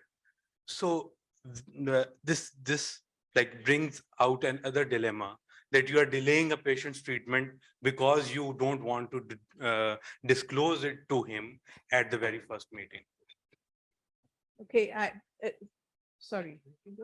So, Dr. Razak, I'm a surgeon. I don't know if you came in before or not. So that shows you weren't here. You weren't here for the. नहीं मेरा सवाल ये, and I speak as a surgeon, it is एक तो हो गया ना who, and it is who do you bring all of them in, the 18-year-old. Most people would bring the 18-year-old क्योंकि अगर वो, if he has come with his parents, it's very awkward to say आप बाहर बैठे, I will talk to your parents. That doesn't happen.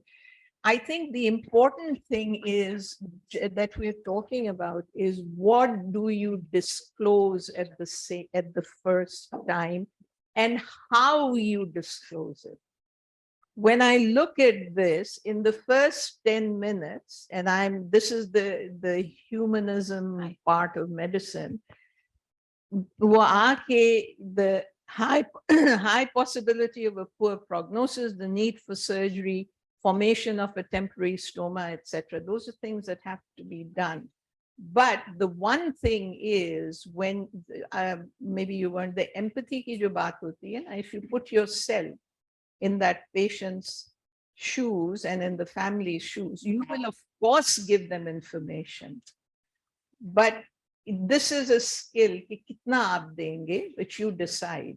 But for example, in the first sitting, to say, yes, Sarah, there's a high possibility of poor prognosis, you're taking away the one thing that you should never take away from a patient, and that's hope. So you say what you are going to say, but it's a skill how you put it. So, and that can be done in 10 minutes or even in 15 minutes are better. So it is not, so when I look at this and when I look at that first paragraph, and if I picture myself there, to throw all of this in at the first thing is again, if you were in that, if I was in that place, and if I'm not a physician, I would really be taken aback.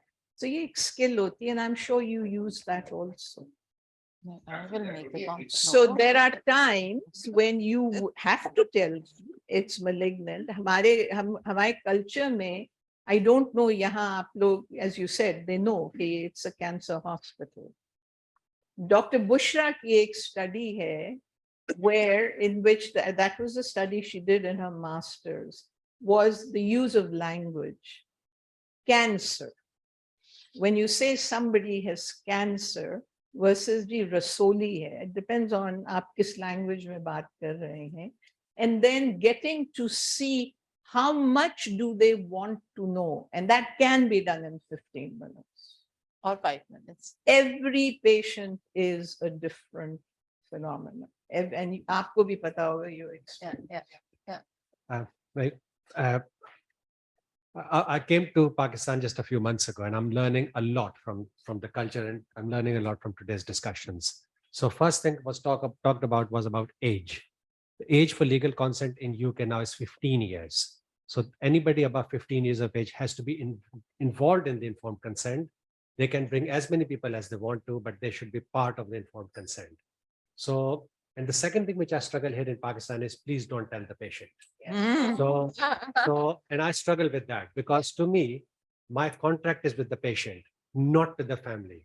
And even in Pakistan, in my last few months, I find so many examples when I've asked the patient, he or she has said, I want to know, but don't tell the family. Yes, So yes. it's a very interesting dynamic. What to involve, but in this case, a 20-year-old is an adult. That person should be involved in informed consent, and you cannot talk to a patient's family without patient being involved or being present, or at least patient permission should be there that I don't want to know anything, but please talk to the family. But I think it has to go through the Yes. And very interesting. Some people said you should talk to the patient first. Imagine doing that in our country, and imagine parents' response if you did it with the child alone in a room talking about cancer, because it is the whole family which is going to deal with it. We are talking about fragmenting information, and somehow the other clinician think that he or she is the only person who can actually be the part of the process.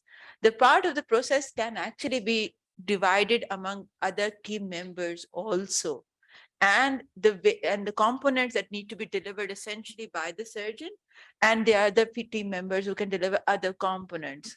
And it does not mean that अगर आज एक meeting है तो अगली meeting चार हफ्ते बाद होगी, a meeting of a different sort. It can be even in the ward that you have a meeting at a different time. So there are various ways of dealing with it, but it's just a thought that सामने बैठा हुआ शख्स वो हमारे जैसा इंसान है who is dealing with a difficult situation. The most important thing that we wanted to bring out in this scenario was ये लोग मुश्किल में हैं. The moment you start realizing कि ये लोग मुश्किल में हैं, the component of empathy, the approach changes a little. And that's the component that kind of, The one thing I'll add to what Nida is saying, so even if one knows, so we're talking about disease and illness and suffering. So you may know you have a cancer and you may know the name of the disease, but what does it do actually? I mean, is the person suffering just by the knowledge of knowing it? So yes, and one thing I find, at least in my clinic, and it makes our life in some ways easier, क्योंकि आपके जो OPD attendants होते हैं ना, everyone's at a different phase. And I think I would love to do a study on this at some point. It makes the clinician's life easier because that patient sitting is speaking to the person next to you, and he's at a different stage. So he's either going through the chemo or he's come for the annual follow-up. So that communication that happens, which I think one needs to in some ways maybe inculcate those things within a clinic setting. Because if you just take the suffering out of some disease that somebody is going, then it is actually questioning the role of healthcare in general. So I think it's something that needs to stay in mind. Let's. We have to move on. So what I'm going to do is I'm going to read. There's a lot of information in next 3 slides. Try to capture as much as you can. You do have printouts, so you can look at them also. But there's a lot of information that is coming in now. So let's move on. Acha, it's Yeah, not. but आगे करो. Acha. No, it's not moving. It's not doing. ये hang हो गया शायद. 1 second. Yeah. So finally, let's distribute. Yeah.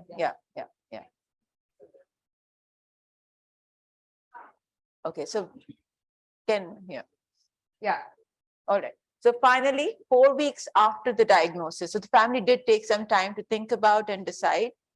Finally, 4 weeks after the diagnosis, the surgery is carried out, which shows a locally advanced disease. Tumor was taken out and a stoma was formed. This information was explained to the parents in a post-operative meeting, and the need of chemotherapy was rationalized. Wahid indicated some understanding. However, Rubina, the mother, she expressed discomfort with the idea of chemotherapy, as she thought that will expose Umar to unnecessary toxic side effects, especially when cancer has already been taken out. Umar seemed happy that tumor has been removed and hoped that the treatment will end here. Umar met the oncologist almost 3 weeks after surgery.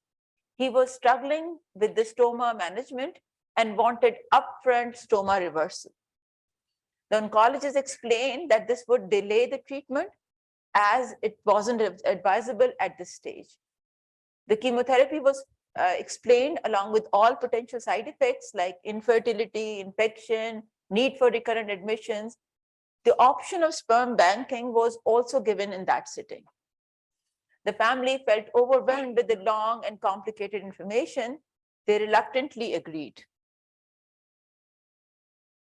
Umar completed 8 cycles of chemotherapy with difficulty. There were frequent ER visits, and he continued to struggle with stoma management. Wahid lost his job around the same time, and the family started facing financial difficulties. After completion of chemotherapy, maintenance therapy was suggested considering the stage of the disease.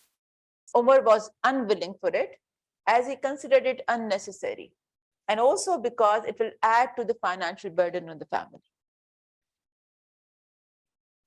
तो अब क्या हुआ? It's loaded. ये तो नहीं था. क्यों? Yeah. जी. क्यों? जॉब जाने की वजह से अर्निंग नहीं आ रही, पैसा नहीं आ रहा, तो ये सिचुएशन तो अल्टीमेट थी क्या नहीं. हाँ, so चलिए हम शुरू करते हैं कि जब बात शुरू हुई सर्जरी से, और सर्जरी हुई और उसके बाद ऑपरेशन के बाद सर्जन की और उमर के फैमिली की एक मीटिंग हुई. वहां से बात करते हैं. If you because there's a lot of information, let's go back to that stage. Okay, the Umar and the Umar's family and surgeon met and had a conversation in the post-operative जो भी आपका room होता है वहां पर counseling उनकी हुई. The surgeon suggested chemotherapy. Father is okay thinking about it. Mother is saying no, it will just expose my child to unnecessary side effects because you have already taken out the tumor. And Umar is happy because tumor has already been taken out. What is happening here? तो अगर आप अभी maybe incomplete disclosure of information, like the whole process of treatment, like the whole treatment plan was not given at earlier stage. That is why they are not accepting or thinking that the chemotherapy is unnecessary. Okay, so one viewpoint comes that maybe the information is incomplete, But right now, we've also spoken about the fact that people are talking about give it in chunks, right? So when you are saying, so are you disclosing the bad news, but treatment plan should be like appropriately communicated. तो क्या ख्याल है, बाकी लोगों का क्या ख्याल है? वो कह रही हैं ट्रीटमेंट प्लान शुरू में बता देना चाहिए। शुरू में हमने कहा था कि 5 मिनट में इंफॉर्मेशन दे देना काफी नहीं है, इसको थोड़ा ज्यादा टाइम चाहिए ताकि ज्यादा एक्सप्लेन किया जाए। जी, जैसे शुरू में आपने बताया था कि आप सिर्फ ऑर्गन या सिस्टम्स को ठीक नहीं कर रहे, आपने उसकी फिजिकल, सोशल और स्पिरिचुअल वेलबींग को भी देखना है। तो वहाँ पे फैमिली को ये बता देना चाहिए था कि ये जो प्रोसीजर है ये कितना लंबा चलेगा। इसमें आपने अपनी जॉब को भी कंटिन्यू रखना होगा, कैसे रखना होगा, आपको फाइनेंशियल इश्यूज़ को भी फेस करना पड़ेगा। तो ये इन्फॉर्मेशन भी स्टार्टिंग में ही उनको बता देनी चाहिए थी ताकि वो उनका बेटा एक डिजीज़ से तो सफ़र कर रहा है, लेकिन उसके साथ जो दूसरी चीज़ों के साथ वो सफ़र कर रहे हैं, उसको किसी हद तक कंट्रोल किया जा सके। ये आप बड़े सर्जन से ना बहुत कुछ मांग रहे हैं। या डॉक्टर, या अच्छा, यहाँ पे एक और चीज है जो कि which is fault of the system, because this person would have visited lots of other healthcare workers, from hakims to religious scholars to somebody else. They would have given this person false sense of hope. Now this person is starting with a poor prognosis already, so that gives dissatisfaction to the patient on the treatment this patient is already having. तो सिर्फ ये information इसको नहीं मिली है, इसको information बहुत सारी और भी मिली है. I deal with cancer patients all the time, and almost everybody will have 5 or 6 opinions and 5 or 6 different visits to the hospital. वो information burden भी add करता है और patient dissatisfaction भी add करता है, because somebody outside the hospital has given that person a false sense of hope that I can cure you, I can treat you. But now this patient is being treated here, not getting the positive results, which is that person you are not going to have. And that is one of the things which I'm facing these days, which is outside realistic medicine, which we teach. But Dr. Mozen, then I will make a comment. I just had one comment जो था ना कि पहले सब कुछ explain हो जाना चाहिए. Just a brief comment.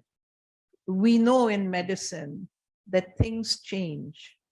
Therefore, it is not possible जो ये पूरा जो चल रहा है, how he is done, etc. You can cover everything in the beginning. So that was just a comment. Every recipe की तरह medicine चलती नहीं. You do the best, but you really do not know. Some things happen कि oh अब इसके लिए ये करना पड़ेगा. So you can't really explain everything. Yeah. So Dr. Irfan ने एक comment कहा कि ये और बहुत सारे. So एक तो ख्याल ये है ना कि मरीज की गलती है कि वो 40 जगह और चला गया. एक ख्याल ये है, लेकिन इस ख्याल के साथ एक और ख्याल भी है कि but can you identify another way of doing it, another reason why it could have happened? कोई और वजह भी हो सकती है इस सारे सिचुएशन की, कोई और बात भी है. All of us, why do they go shopping? Why do patients shop? Ji, so Dr. Raza, all three of us are actually surgeons. जैसे हम लोग लगे हुए हैं सीरियस जोर से. I think the main fault lies with the medical community. Most of us are unskilled. Most of us have no clue, but they still want to help the patient, whoever comes to the clinic or the hospital.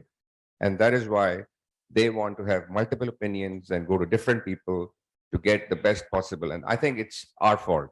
Okay. Okay. So you've kind of nailed it. So though in some ways we talk about this patient and physician relationship, जिसकी हम बात करते हैं, which is the foundation of what is this relationship based on, right?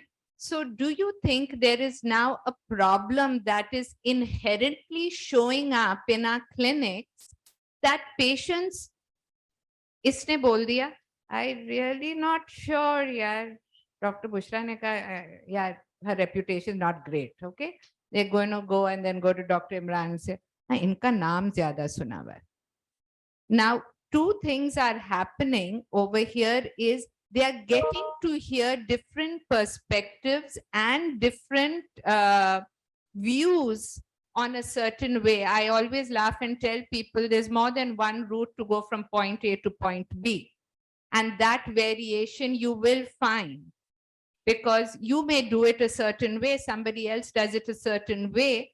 So there is a problem also in the way we are perceiving how someone else is treating somebody, but one really doesn't know. So there is a foundational problem of the trust having gone down for the patient and the doctor. But telling this, does it still take away the burden? No, should it take away the burden of your responsibility? Because what's happening over here, सबने informed consent भी करा दिया, sign भी करा दिया, मगर talking about it from the text, informed consent का एक बहुत important हिस्सा कहते हैं ना, comprehend भी किया है कि हो क्या रहा है उसके साथ. So we talking about the text, but what's happening in the post-op, I mean, I'm questioning, have they really understood what's happening? So I think when you use the term doctor shopping, why do we go shopping and why do we get something from one place and not the other, is because we like something and then we take it. So that's what happens with a complex disease and a poor prognosis, that the patient might visit Dr. A and not like what they're hearing. what is searching? They're searching for an answer that makes sense to them and that helps them feel calm. For instance, if Dr. B says, nahi zarurat nahi hai maintenance therapy ki, ye ho gaya ilaj tumhara, aage jao karao reversal. So the patient would be like, okay, I will listen to Dr. B, Dr. A to aggressive doctor hai. So the concept of doctor shopping is when the patient or the attendant or the family wants to hear a particular answer and jo bhi doctor unko deta hai, wo usko follow karne lagte hain. And I'm sorry, I just want to make one more comment. जो Dr. Irfan mention करते हैं कि यहाँ पे बहुत सारे लोग involved होते हैं, and then sitting in a specialist hospital, I think जो practice internationally होती है वहाँ पे there are teams of people involved in the care of a particular disease, which is not being practiced here. तो यहाँ पे cancer की surgery कहीं पे भी हो रही होती है, not just a multidisciplinary hospital. So it actually takes us to a larger question, the way health is addressed in Pakistan, and who owns the treatment, who owns the responsibility of getting the treatment through. Well, that's a very big discussion that we're moving into. थोड़ा सा credit internet को भी दे दें. हाँ, You know, Google they search दें. and you know all that misinformation, honestly. And really agree with that. That little bit of hope that anyone can give, वो लफ्ज़ उनके ज़हन में बैठ जाएगा. And that is the best doctor, and you can't really fault them for that on a lay perspective. It's not their fault. Yes, you cannot really fault. Yeah. Okay. Who's? Yeah. Yeah.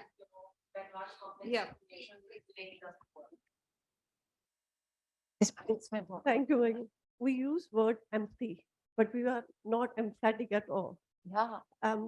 Empathy को सीखना, बोलना, हम सब बोल रहे हैं, लेकिन हम दूसरे एंड पे फीलिंग्स जो है उसको नहीं अंडरस्टैंड कर रहे हैं. And the style of communication is very important. जैसे हम कह रहे हैं कि हम होप की बात करते हैं कि आप ठीक हो जाएंगे, प्रॉब्लम नहीं है, लेकिन आप दूसरा वर्ड भी बोल सकते हैं कि आपकी डिजीज क्योरेबल नहीं है. The way you talk and the way you communicate is very important, और वो लर्न करना है टाइम के साथ. There are lot of patients, बहुत से पेशेंट्स क्लिनिक्स में आते हैं, आप देखते हैं डिफरेंट पर्सनैलिटीज है, अंडरस्टैंडिंग लेवल डिफरेंट है. So सबसे पहले तो ये समझना है कि कम्युनिकेशन किस लेवल पे जाके करनी है, एंड अप्रोप्रिएट वर्डिंग हमने क्या यूज करनी है, होप को किस तरह से हमने फॉर्मुलेट करना है. बिल्कुल वेरी अप्रोप्रिएट. एंड मेरा सवाल इस एक्चुअली रिलेटेड यही था कि क्या मुख्तलिफ किया जा सकता है. It can you build a rapport with the patient, लेकिन ये भी बहुत इंपॉर्टेंट बात है कि every surgeon can not be the best communicator. So वो हर सर्जन में ये स्किल नहीं पाया जाता. अल्फाज का चुनाव हर शख्स का मुख्तलिफ होता है. हाँ, होना चाहिए. Coming to that. सो अल्फाज का चुनाव हर शख्स का मुख्तलिफ होता है, लेकिन एज अ क्लिनिशियन आपको ये सीखना जरूरी है, चाहे वो आप नर्स हो, चाहे डॉक्टर हो, चाहे वार्ड में काम कर रहे हो, ये सीखना जरूरी है कि किस एरिया में शायद अगर मैं एडिक्वेट नहीं हूं तो किसी और को मुझे इंक्लूड कर लेना है. राइट. एडिक्वेसी टाइम लिमिटेशन की वजह से भी हो सकती है, एडिक्वेसी आपके सोचने के तरीके से भी हो सकती है, एडिक्वेसी आपके अल्फाज के चुनाव से भी हो सकती है. I actually, just for moving ahead with this, I think in some ways when we're talking about this and discussing it, the question is we all work within the same, similar infrastructures, let's put it like that, and institutions that are dealing with major disease. time shortage hota hai, people go window shopping, they come to you usually jab things are really out of control. But the question is, if behind our mind we have this concept that why is this happening in the society, I think that is the part that raises the question, do I just become one more of that society? So I think that is a question, because we are relating and identifying ke jahan limitations aa rahi hain, but the thing that one raises is नहीं, मेरा point यही है कि मतलब we're talking about communication skills, and I think that's something which we don't teach our medical students a bit, because that has to start from that level. So what Dr. Hayat has said is I'll endorse that, because I've seen this, that patients have come to me with advanced cancer. Nobody has used word cancer or death. yes. So as soon as you use that word, bad news sinks in and they know what to expect. They become realistic. But before that, that false hope that somebody has given, inshallah, Allah theek karega, sab kuch theek ho jayega. Those words are in their mind, but nobody's used word death. You can die from this disease. You've got advanced cancer. And I think that communication skill starts from very basic, and we all lack communication skills still. Because you want to end the communication, send the patient out of your clinic, and don't worry about that because you're not going to see that patient again. Very important point made by Dr. Irfan. अच्छे होने का मतलब ये नहीं है कि आप मीठी मीठी बातें करें. You need to get the factual information across. It's the way you do it that is important. Yeah. Yeah.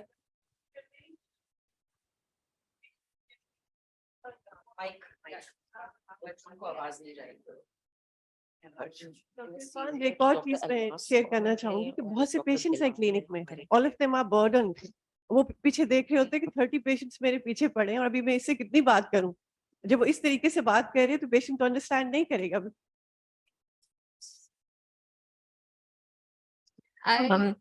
Can we get two comments? One, Dr. Bilal.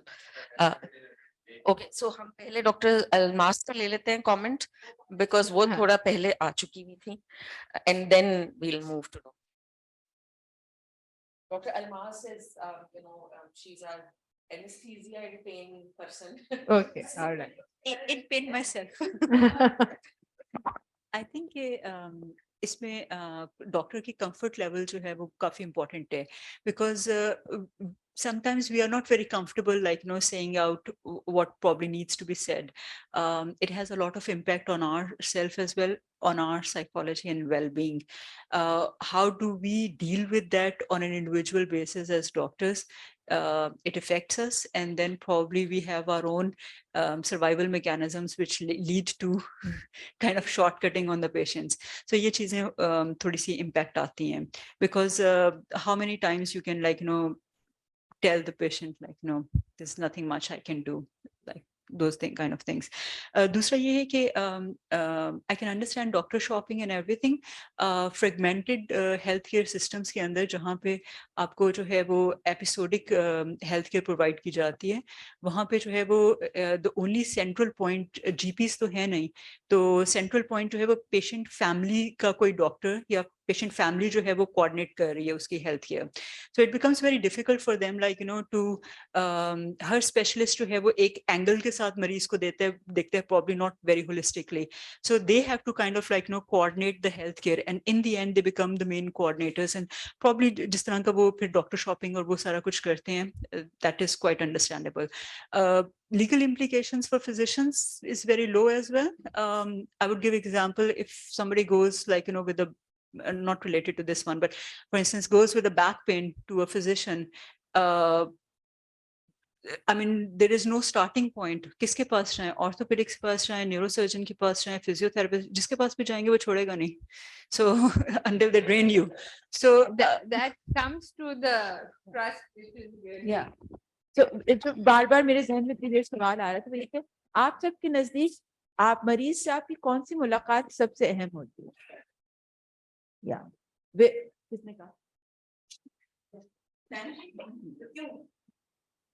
मेरे ख्याल में वो सबसे ज्यादा इफेक्ट करती है, पेशेंट आपको अच्छी तरीके से सुन रहा होता है और उसी में आप उसकी डिजीज को डिस्कवर करते हैं, उसको ब्रेकिंग बैड भी कर रहे होते हैं, तो वो मुलाकात शायद उसके लिए भी बड़ी इंपॉर्टेंट होती है. और डॉक्टर जाहिर है पेशेंट को भी पहली डॉक्टर पेशेंट को पहली दफा देख रहा होता है तो वो भी इसको होलली देख रहा होता है. आफ्टर दैट तो फिर वो एक उसमें narrow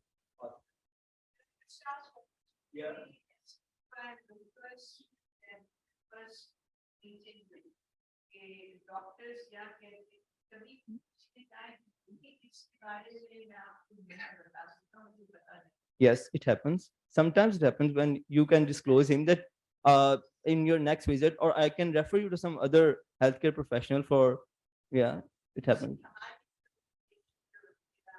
No, I'm also a surgeon. So surgeons feel there is a reluctance among surgeons. Yeah, you're right. Say, "Is that really I can't do an answer." Yes, that's right.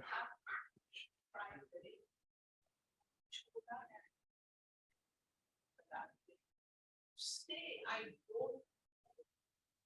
Yes, it's very difficult for a surgeon to say that. और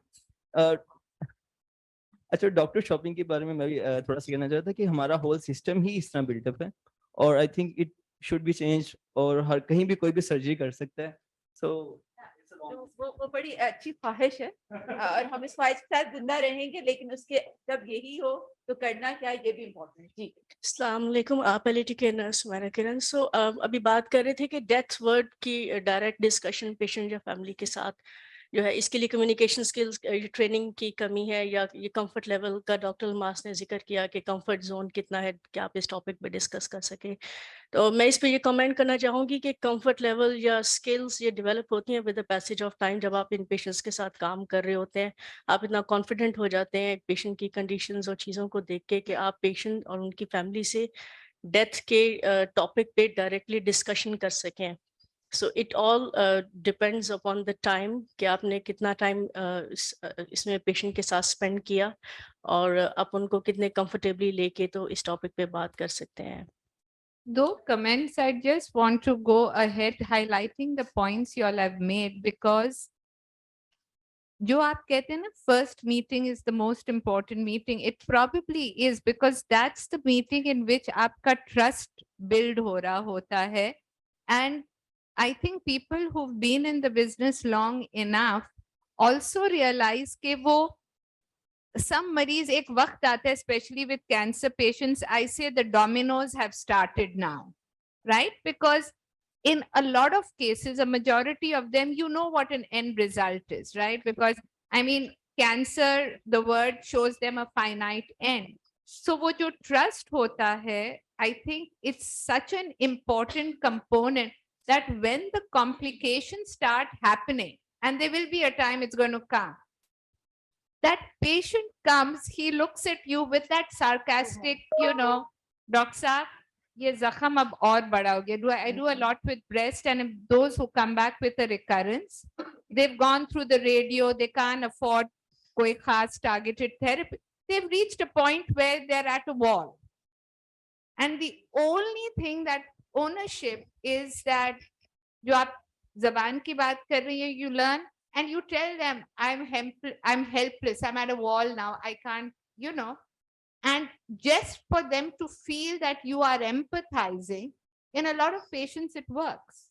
I think ye jo trust ka hai, that extra literally 2 minutes makes a lot of difference in the way we practice. Yeah, very, very true. Just adding one last thing to it, जो हम बात करें healthcare setup की and interaction with the doctor and rapport building, having worked in multidisciplinary hospitals and having completed a training, एक medical student होता है, फिर resident होता है, फिर fellow होता है, फिर senior fellow होता है, फिर junior consultant होता है, और फिर you bring out Dr. Raza who comes in for 5 minutes. So 5 minutes. So that happens. So there are a lot of people involved. So being able to build that rapport and having to sit down and empathizing with the patient and giving them that sort of reassurance, and then at the same time conveying that this is poor prognosis and recurrence and whatnot. ये paper पे तो बहुत अच्छा लग रहा होता है, but doing it in reality is a whole different story when you have so many levels of things. Yeah, Okay, so when I was a resident, I used to get so irritated with the patient. मैं जाके history लेती थी and he'd give me a history. And फिर सोचें doctor Maujam आ जाए 4 बातें जो बिल्कुल history. I mean, I used to say this is not fair. So you learn that over time. But you bringing in an important part of this whole system that we have. And I'm going to put some of the nurses on, not the spot. I want to say, so how do you all see the role of, because कुछ बातें वो मरीज वो सिर्फ nurse से करता है क्योंकि उसने डिक्लेयर कर दिया है कि this doctor has too much bloody attitude. Literally वो दिल में सोच रहा है, वो बोल नहीं रहा है क्योंकि उसको ये पता है कि मैं बोलूंगा मेरा जो थोड़ा बहुत इलाज हो रहा है वो भी नहीं होगा. So a lot of the nurses will speak to, I mean, a lot of the patients will speak to the nurses. So how do you nurses see this play out, and do you think if you all get a certain kind of empower, do you think it would help the system? I'm now talking about it. So, okay. So, Dr. Amna, you, okay. Perfect. आपने nurses का कहा, मैं nurses, you are absolutely correct. But the holistic overview, the concept of a social worker, that's completely missing. And those are real issues and real challenges that physician hierarchy and chain cannot deal with any of it. Nurses का भी वो scope नहीं है. Here in the system, it's wholly missing. And they have a real role. Somewhere it has to be addressed. I think आज हमने सुबह सुना was a beautiful example of how medicine has changed from being a single person to teams now working and looking after the patient. अभी हमारा team का concept it's absolutely important. लेकिन जहाँ पे what I see lacking in Pakistani health system is empowerment of nurses, because I think they need to be empowered to do more than what they are doing. So role of specialist nurses, nurse consultants should be introduced क्योंकि doctors can't do it all. But what we have talked about is a realistic medicine जिसमें patient को breaking bad news के लिए आपने prepare करना है, then you give them an opinion और फिर after care होनी है, follow up होना है. It's not like operation किया patient घर चला गया. Yeah. So empowerment of nurses is very, very important in our health system. So some nurses need to speak up. Yeah. Assalamualaikum sir. So my questions from you, कि with all facts जो हम patient को बता रहे हैं, can we give them a little hope कि वो survive कर सके आराम से? क्योंकि अगर हम true facts के साथ सारी चीजें उनको बता देंगे, this will be an emotional breakdown for obviously patient. A little hope will give them some survival. कि वैसे भी है वो तो रंज से होगर हो इंसान तो मिट जाता है रंज, मुश्किलें इतनी बड़ी मुझ पे क्या आशा हो गई, वो तो आशा हो ही जाती हैं, लेकिन थोड़ी बहुत जो अगर होप हम देते जाएं with true facts कि ये चीजें हैं, मेरे ख्याल से this will give them a little emotional survival. Would you want to respond to that? मैं अपना opinion आपको बताऊंगा क्योंकि I think false hope मेरे नजदीक it's a lie. क्योंकि if you're telling somebody अल्लाह बेहतर करेगा आप ठीक हो जाएंगे, it's a lie. True facts के साथ I think you always give hope is different from reality. The breaking bad news maybe patient should be ready to accept reality at some point. I'm learning in the system. I've worked in UK for 25 years, which is totally different, in which you just tell the facts. Here, I'm learning to do that, and probably Yes, I learned from yeah. everybody else's Yes. discussion how to Yeah. break its news. Coming from the nurses, and then I want to come because you bringing in a concept of what we call ceiling of care या goals of care. So पहले मैं दो nurses जी, की बिल्कुल ले करके, लें। and you want to respond first? Yeah, no. आप दीजिए, and then hope Okay, versus which- reality जो है ना, I just want to comment on that. And Yeah. also, there is no one reality. Yeah. We will talk about this component. If we discuss about the holistic care, so nurses are also there. They can provide the missing part of the doctors. They can provide the education. They can provide the missing parts. If they have any need, they ask them. If they feel they are in depressed, they can counsel them or give the correct answers.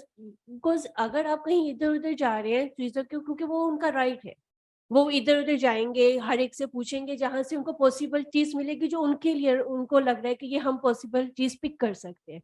अब यहाँ पे जो इन्होंने चीज discuss किया है कि surgery के बाद उमर फील दैट कि उसकी सर्जरी खत्म हो गई है, तो मीन्स मेरा कैंसर ट्रीट हो गया, because he wants to know कि मेरा कैंसर हील हो गया है, I can survive with the normal persons. He can, because उसकी अचीवमेंट थी कि मैंने बाहर जाना है, अपनी स्टडी करनी है, तो वो ये सुनना चाह रहा था कि मेरा ट्रीटमेंट कंप्लीट है और I can go there. Family चाह रही है कि उस पेशेंट का ट्रीटमेंट कंप्लीट हो गया because they are financially ill now, उसके हस्बैंड की या हस्बैंड को बोलें तो they are just confirming them कि हम लोग अब इस चीज से निकल गए हैं और अब हमें सिर्फ अपनी फाइनेंशियल प्रॉब्लम को दूर करना है, अगली प्रॉब्लम्स को दूर करना है। नाउ वी आर ट्रीटेड, इसकी अब जरूरत नहीं है बिकॉज अगर कीमोथेरेपी उनको मिल रही है they will come here, they also struggle, they are struggling or for more than one thing. That's it. Yeah. So one of the things the whole discussion started off was on the fact that we're talking about hope. The one thing you should not take away hope from somebody. Now, if it is somebody's loved one, what is the biggest, what gives the most discomfort to a loved one? आपको अगर कभी किसी, what is the चीज जो आपको बहुत ही बुरा लगता है, आपका दिल खराब होता है, you're feeling bad, you're feeling upset, you're suffering with the person who's suffering. What is it? What do you want to avoid? Yeah. So you want to avoid dependence of the patient on who? Of the system around. So you don't want dependence to happen. Okay. Anything else? Fear of loss. So there's a fear of loss. And is there a fear of pain around? So when you love somebody, what are you avoiding? You're trying to, what are you trying to do? जब कोई कहता है कि उसको नहीं बताएं, वो क्यों कहता है कि नहीं बताएं? किसकी सफरिंग? पेशेंट की, राइट? तो बंदा क्या कर रहा है? प्रोटेक्ट करना चाह रहा है ना, वो किसी की तकलीफ कम करना चाह रहा है। वो शौकिया तो नहीं कह रहा कि उसको नहीं बताओ, वो उसको प्रोटेक्ट कर रहा है, वो उसको इतना प्यार करता है, वो नहीं चाहता कि उसको तकलीफ हो। So when we are talking about sensitive things, coming to what you're talking about, people don't like seeing their loved one in pain. So you make a very important point in giving all the information. However, you also have to be truthful in saying, I can't cure it, but I can keep him pain-free. Whatever the life he has, we can keep him comfortable, keep him independent. So one of the goals become कि ये जब तक चलता फिरता खाना शौक से खा सकता है, I will do that. क्योंकि होता क्या है, I think we'll proceed with the case and you will realize what I think ये आगे की conversation थोड़ी पहले आ गई है, but नहीं, so it's a thing जो Dr. Mosam ने कहा, there is no one reality. The hope has different faces also. And the phase that Dr. Bushra has just mentioned, the hope that I will not be in pain, hope that, yes, people around me are prepared to let me go. So I know patients who knew that if giving chemotherapy will give them another 6 months, but they opted not to go through it because they did not want to suffer the side effects of chemotherapy and prepared themselves for the end. So hope has many faces. जी आप कुछ कहना चाह रहे हैं? Right से जी जगाते रहते हैं ऐसे. This is just a comment, and I can see the difficult point. जो nurses है ना, Pakistan में nurses don't get the respect they should, and the worst culprits of that are the doctors. And because I know that's how it happens. Lekin on the other hand, I think Dr. Arif कह रहे थे ना, जो team जो देखती है, there has to be some, ये नहीं होना चाहिए कि the patient gets two completely different messages, right? So it is important if somebody is ill कि आप उन्हें ये कहना कि आप ठीक हो जाएंगे would be not the correct thing. But वही चीज, I don't know, यहाँ हम लोग religion की इन चीजों में बात नहीं करते. Religion is something that our population needs and makes sense out of life. So जब religion की बात होती है, So one of the things which I use all the time is we will do everything, लेकिन आपको पता है final चीज जो है वो तो खुदा के हाथ में होती है ना, इंसान जितना कर सकता है. So instead of saying आप ठीक हो जाएंगे, just saying that, because that is comforting to them. Death etc. ये आप contemporary bioethics में religion का कहीं नाम नहीं आता है, and I think that's a fallacy when we do not engage with religion with them. Not to उनको आप not to make them into Muslims. Understand what I'm saying?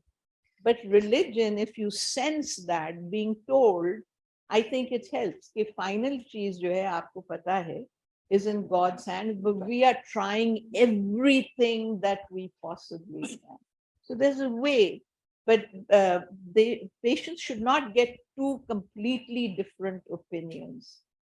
And I that's kind of- actually think, Dr. Mazum, taking what you're saying ahead, I think religion comes to our savior because a lot of patients turn around and say, Allah ki marzi thi. This was something that came out of my research when I was doing my master's in ethics, was the word. So the language was something patients spoke a lot about. And when we are talking about disease, unka bahut ye concept hai, Allah ki marzi hai. जब earthquake आया और हम वहां गए help करने, everyone turned around and said, you know, the catastrophe, it was Allah की मर्जी. हमने yeah, but no, it was no. I mean, I'm just saying. So religion actually sometimes comes to our savior in breaking the news that there is a finiteness. Yeah. लेकिन religion does give hope, इसमें कोई doubt नहीं है. इस पे Cochrane review भी हुआ है, the power of prayer critical ill patients पे, और उसमें जिसने किया उसका नाम भी आई अहमद है मेरे नाम से, लोग समझते मैंने किया है लेकिन I'm not the one. लेकिन उसका एक placebo effect जरूर होता है. आप देखें मेडिसिन में जब भी हम ट्रायल्स करते हैं there is always a placebo effect जो कि पॉजिटिव होता है. तो religion gives that hope and also that placebo effect, which I think we should keep there as part of our healing process. Yeah. Because the difference between हम जो मरीजों को यहाँ देखते हैं, most of them, is the idea of their idea of life and life after death, which is something that contemporary bioethics doesn't get into. And it's not right or wrong कि मैं नहीं बात कर रही हूँ, but that is an important area, very important area that helps them make it. Can I proceed with this? Okay. So it is not shifting the responsibility to Alamia.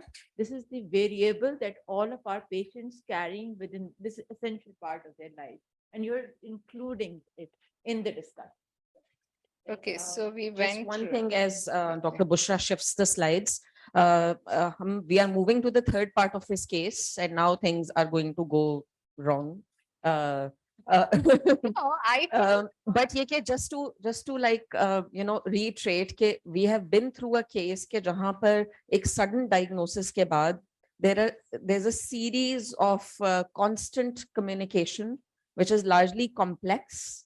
It is completely foreign territory for this family. तो अब they have been through a year of these hardships कि जहाँ पे सिर्फ medical difficulty वो face नहीं कर रहे, but financial difficulty भी है. तो just keep in mind कि oncologic care का एक बड़ा prolonged cumulative burden होता है, जो बहुत different multiple factors उसमें communicate कर रहे होते हैं to what happens towards end of life.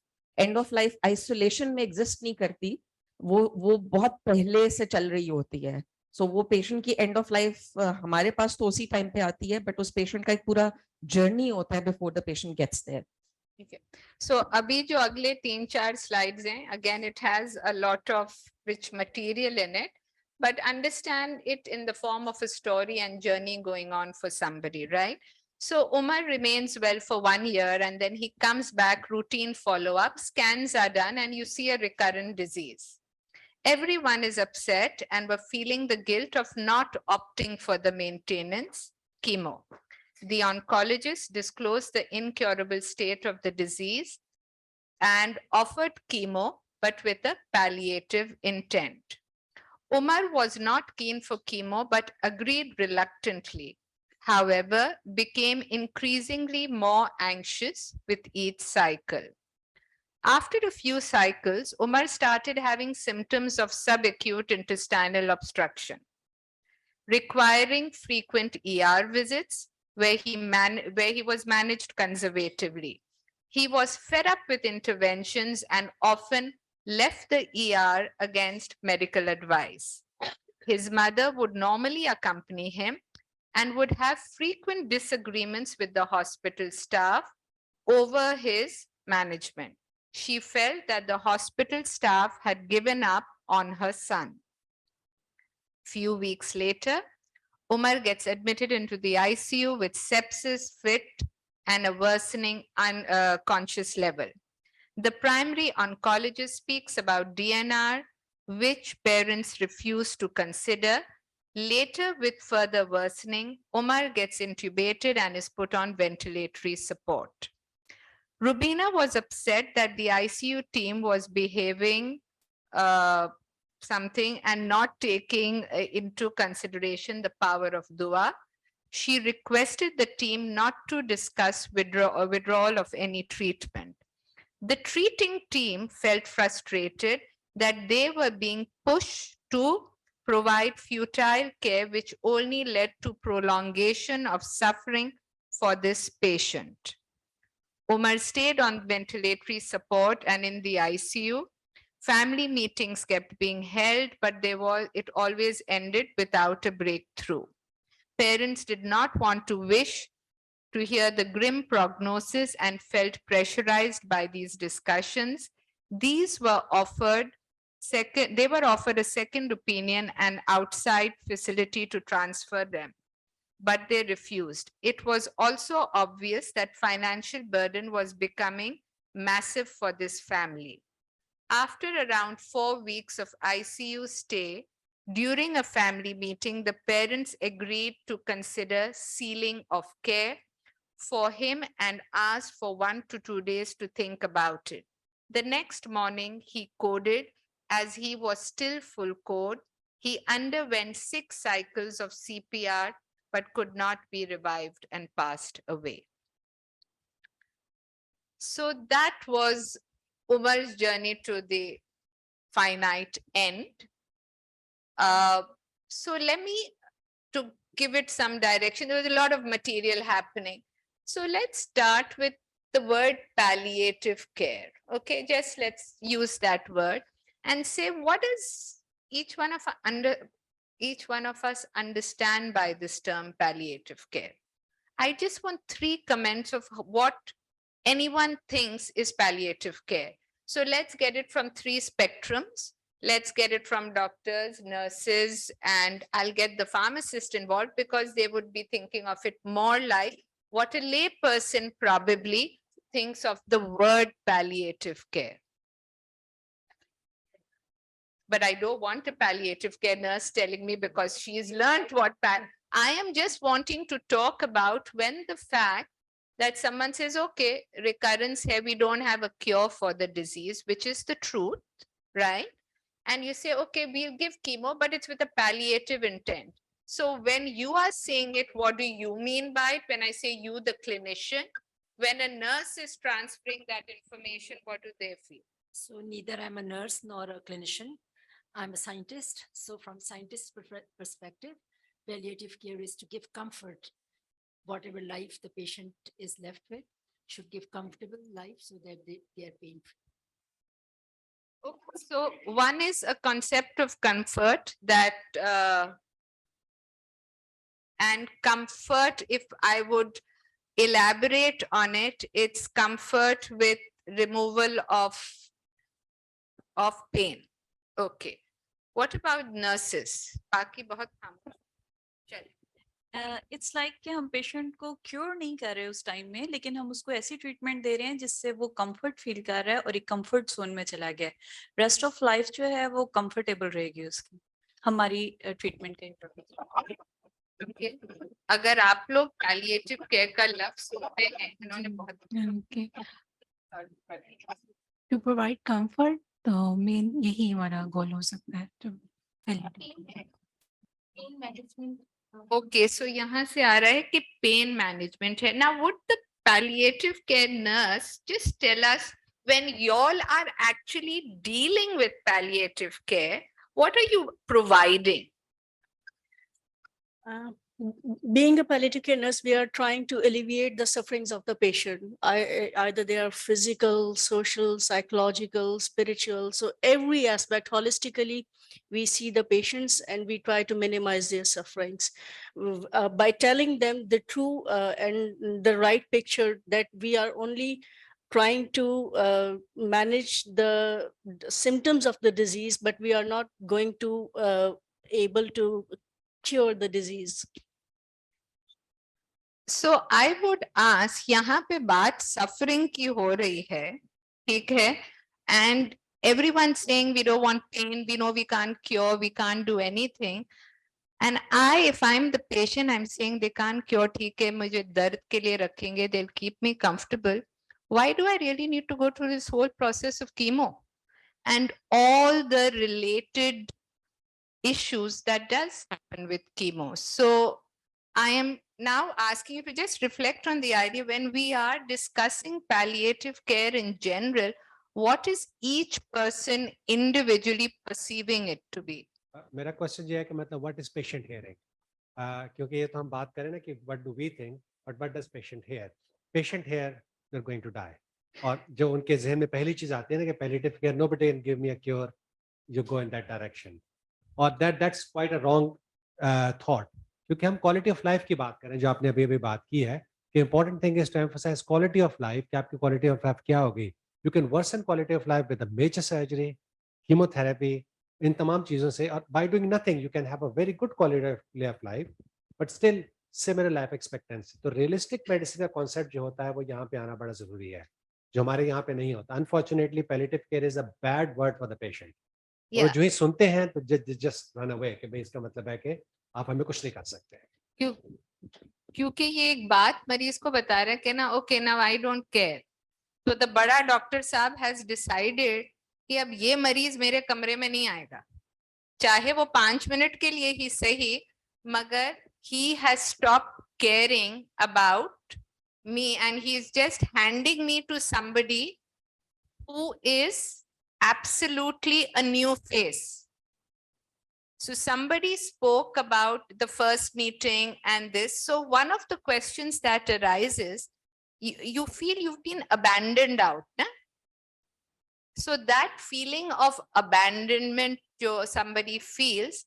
So the question is, how can, her intent is good, doctors realized his limitation, he's acknowledged that he can't do anything, the nurses, everyone's saying, but what is that patient feeling is the question out here.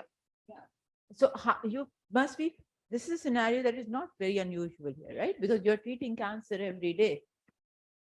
How would you deal with it differently? What are the issues that you're finding very relevant and important in this scenario? क्या क्या खास बातें हैं जो आपको इसमें सुनाई दे रही हैं, जोर जोर से सुनाई दे रही हैं? Anything that you can add? आप लोग देखते हैं ना, रोजाना देखते हैं ये सिनेरियो, आप लोगों के लिए बहुत यूजफुल है. I treat cancer, but Dr. Bushra treats cancer. I have done a toilet mastectomy on somebody. She knows that this is not the cure that I'm doing, and she has gone through it. She's a very अच्छी बात है, she's a very happy person. She comes in and sits with me every second week or so. So आप ही देखते हैं ना, what are things which are in this case and which you can identify?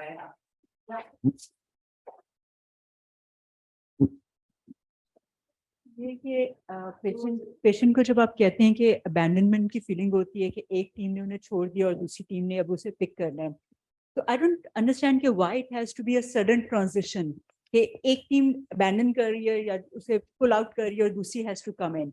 Why it can not be an overlapping transition? Why can't palliative with another name probably be more actively involved during that time period जब आपको नजर आ रहा होता है physicians को कि like oncologist को कि अब जो है ये किस तरफ हेड कर रही हैं चीजें. So probably that kind of a rapport वाला जो पार्ट है वो हेडिंग करता है. the reason probably like the family जो है वो acceptance का जो criteria नहीं आ रहा उनका वो सारा कुछ the psychologist or anybody else who would be able to kind of like understand their feelings, early involvement of them, that might have. So you are, yeah. Go ahead. Usually palliative care referrals are very delayed or at end stage of the patient life. So it should be, as Dr. Alma said, it should go parallel with the curative team so that the early introduction of palliative care team would be helpful for the patient and family member. So you're actually bringing up the point of trust that we are talking about, which is the basis of this whole journey that a patient and the family is going through. So it raises the question, when you are dealing with cancer patients, everyone realizing their own infrastructure and systems of their own place, when should these concepts kind of be introduced? When is it when they're kind of going, I mean, the patient is crashing and you're saying, kya main usko intubate karu ya nahi karu? Is that the time to ask them, or is it when they're doing well and okay? One more thing that before we get this answer is palliative care. जो concept इस वक्त हमें नजर आ रहा है, सुनाई दे रहा है, वो ये कि सिर्फ कैंसर से related होती है या dying patient के लिए. Palliative care has a very, very broad cover. Even chronic diseases, because palliative means to palliate, to make comfortable, which happens even in chronic diseases like tuberculosis. People, India has included tuberculosis as part of their palliative care program. So it is very interesting. The word palliative care has got a negative connotation to it, and which has a very different meaning if you look at the spectrum of palliative care. Yes. I think what I've seen or observed in this case is the early communication and very good communication with the family. अगर शुरू से ही उनके साथ communication बेहतर होती और साथ ही psychologist जैसे किसी और ने भी कहा इन्वॉल्व करते, उनको साथ साथ बताते जाते, तो एकदम से उनके लिए आखिर में शॉकिंग न्यूज ना होती कि इसको पेलिएशन में लेकर जा रहे हैं. ये तो सूरत में बिल्कुल दुरुस्त है, जबकि हम सारा बर्डन जो है वो डालना चाहें हेल्थ केयर टीम की तरफ, राइट? तो हम बिल्कुल ये कह सकते हैं, और ये बिल्कुल कह रहे हैं, बार बार ये आवाज आ रही है. कुछ मुख्तलिफ भी है ना, कुछ प्रॉब्लम और भी है जो हम बार बार आइडेंटिफाई कर रहे हैं कि एक यंग बच्चा जा रहा था ट्रीटमेंट के लिए और जा रहा था पढ़ने के लिए और उसे सडन मिला. He stayed in denial, he had kept fighting his denial all through. Parents जिनका ये बहुत प्यारा बच्चा था वो अचानक मुश्किल में पड़ गया, जो कि एक मुश्किल ट्रीटमेंट से गुजरा, कहीं पर भी पॉजिटिविटी ट्रीटमेंट में नहीं आई. सवाल सिर्फ यहाँ ये पैदा होता है कि क्या कुछ beside having the discussion earlier and all जो नहीं पॉसिबल है फिजिकली प्रैक्टिकली. क्या आप हर दफा ये बात जब मरने लगेगा तो हम ये कर रहे होंगे? नहीं. बट डॉक्टर बुशरा ने एक सवाल किया, ये डिस्कशन कि जब इंट्यूबेट करना है तो कब होगा? उस वक्त होगा जब मरीज क्रैश कर रहा होगा या कहीं और होगा, किसी और वक्त पे होगा ये बात? So the question is, when do you introduce the concept of a ceiling of care? या goals क्या हैं? और हर family की थोड़ी different होंगी, right? Somebody may want to ride over 6 months, उसकी बेटी की शादी है. Somebody would say, no, I have 3 months and I want to be at home and maybe I want to go do Hajj Umrah and come back. So again, you know, it's not one size fits all. But these discussions, they are difficult discussions to have, and they are not discussions that can happen. सरे रात के मैंने आज chemo की side effect बता दी और फिर मैं उसी के 2 मिनट बाद बात कर रहा हूँ सीलिंग ऑफ केयर आप क्या चाह रहे हैं. It can't happen that way. It won't work for most, you know. So there is a comment in the question and answer box also. Okay. In Wahapar, I think this is somebody from our pediatric oncology team. Okay. They are suggesting the value of, having these family meetings or family meetings like clinics where you have primary oncologist and palliative care doctor along with psychologist present together to improve acceptance or to improve communication. So I think she's bringing in a very important point, and I'm presuming it's a she, but is bringing in a very important point that people realize their own infrastructures and how things are done. And once the first step is if you start realizing, okay, maybe we can inculcate this and this may work, and so taking her point ahead, it is something one can think about. So, जो question आप लोग पूछ रहे हैं कि when do you tell them about DNR or ceiling of care and whatnot? So, being clinicians and sitting in a hospital, we can assess if a patient is not responding properly. So, it's not important to sit down and tell them आपको 6 cycle chemo के लगेंगे. अच्छा और अगर कोई मसला हो गया तो क्या हम DNR कर दें? So instead of that, you start giving the chemotherapy. You tell them iske kuch side effects hain. When we reach that stage, we will talk more about it. If the patient is not responding appropriately or responding in a poor manner or is developing sepsis or whatnot, then that's the point where you have another meeting before the patient crashes. वो 1 second में chemo लग के crash नहीं करेगा. The numbers will start declining or changing. The patient's condition would start deteriorating. That's when you have a sit down meeting. And I think जो हमारी colleague ने family meeting की बात की जो यहाँ पे practice हो रहा है, मैंने बाहर नहीं देखा था. They sit down with everybody in the picture and try to take them towards that direction and start talking about these things. And the word you use, inculcating it. So they try to inculcate this possibility that we may need to talk about these things and then actually talk about these things. So ये जो staged approach होता है ना, at appropriate time you talk about the appropriate measures. Yeah. We are really talking about luxuries. So you are living in a luxury world and we're talking about luxuries. So let's take away the luxury of having the family psychologist and everybody around you and be the normal surgeon of Pakistan. So as you said, if I take one sentence out of your discussion, is when you think that things are not going right, where death becomes a possibility, that's when you start putting it to the patient or the family also, because it is the life of that patient and the suffering of that family that we have been discussing all through. So to me, it's just one patient who did not survive. For them, it's a loved one who will go away. They may need to prepare, right? If I bring you back to this particular case and say, can you address this problem a little differently the way it was addressed here? If given an option, what different would you do in this scenario? Any random ideas of it? You have the liberty of changing the path. Yeah.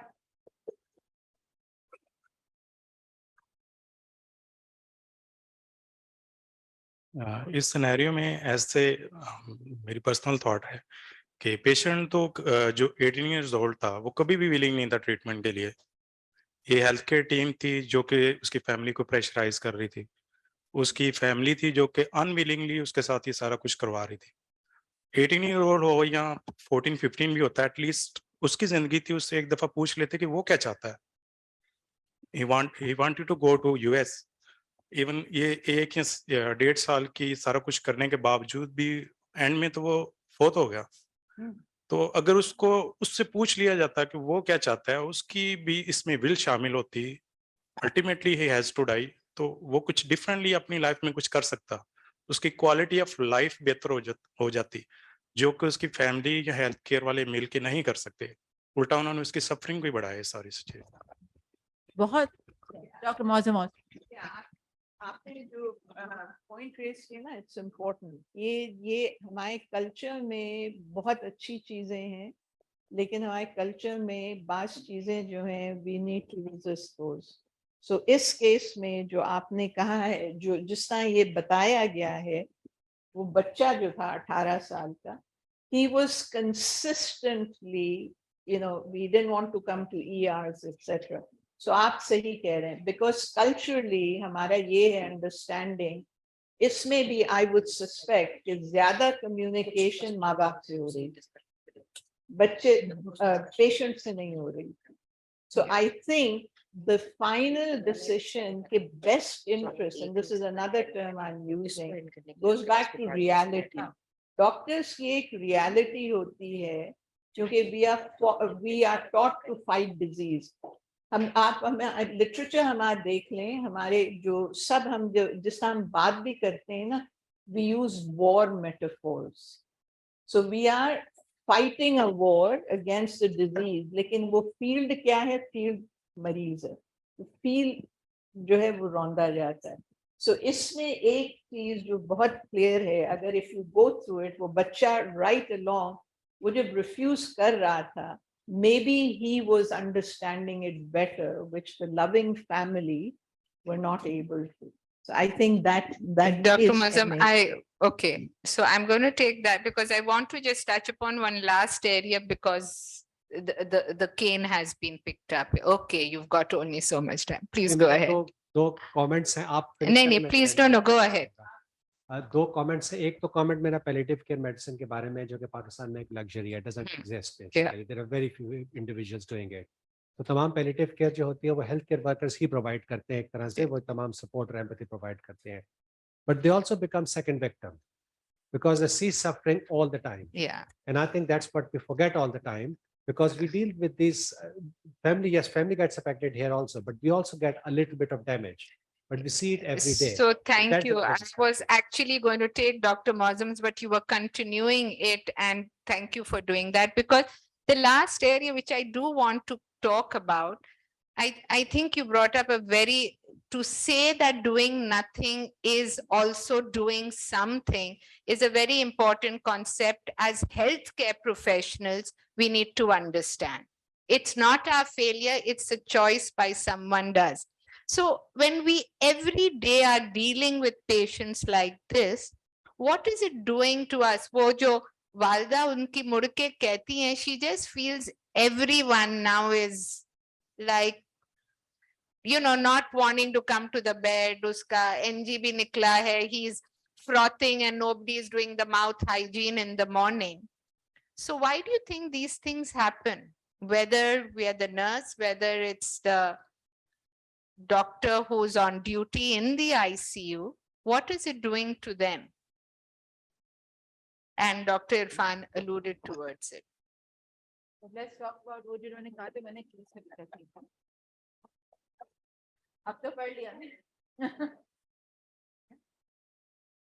Feel like a second victim.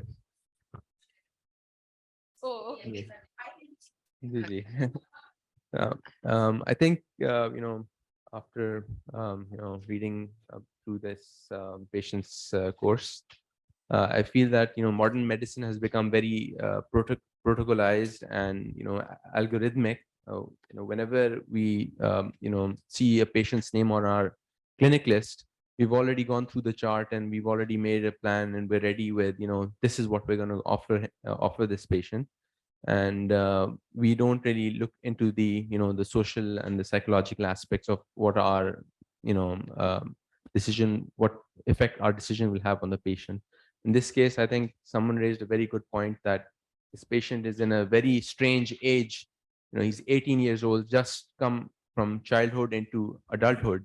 And, you know, the autonomy, the patient's autonomy in this whole case, you know, that is, I think, the main point here, that no one is really asking him what he wants. And, you know, I think the parents are really pushing him in and, you know, having their way with, you know, what they want for their loved one. So I think that is a very important point here, that, you know, no one is really asking him what he wants. Yeah, so I yeah, what happens to them? And I'm going to put I you think on the it's spot, doctor. basically Let him. desensitization. Basically, initially they do have, you know, all those emotions and everything, but as they go through, you know, multiple, you know, people traumas, they do tend to get desensitized. So I think. Yeah, I agree with Bilal. I think as treating cancer physicians, as a consultant, I can only speak for myself. We eventually have to move on. And obviously this translates down to the junior staff and the colleagues and everyone. And so slowly and gradually, although we should not be avoiding our duties, like you said, doing the oral hygiene and things like that. But, you know, because of over the years of seeing these patients coming and then eventually passing away, I think the time comes when we become insensitive. I wouldn't really call it insensitive. I call it a defense mechanism. Desensitive. Yes, but it's your defense, Dr. Madhav. Yeah, but yeah, remembering that that is happening is also very important. I think defense bhi hai, realistic bhi hai. Unfortunately, in this case, in other cases, when a family is going through something for the first time, this family is also changed forever. They've gone through this, they've seen this. Another family member will fall ill and go through something, cancer na bhi ho, but ventilator pe jayenge, unka response farak hoega. They've seen what it does to the patient. It will alter them forever. So physicians jab ek map out karte hain, this is how things will happen for you. It's based on a realistic thing they've seen over and over. The other side doesn't understand because they've never really seen it, and they've never seen jo ab medicine ke protocols ke, modern medicine can do so much. Kidney fail, let's do this. Let's ventilate the patient. Let's, there's no end. The thing at the end on the bed is a body which is just being supported fully with everything.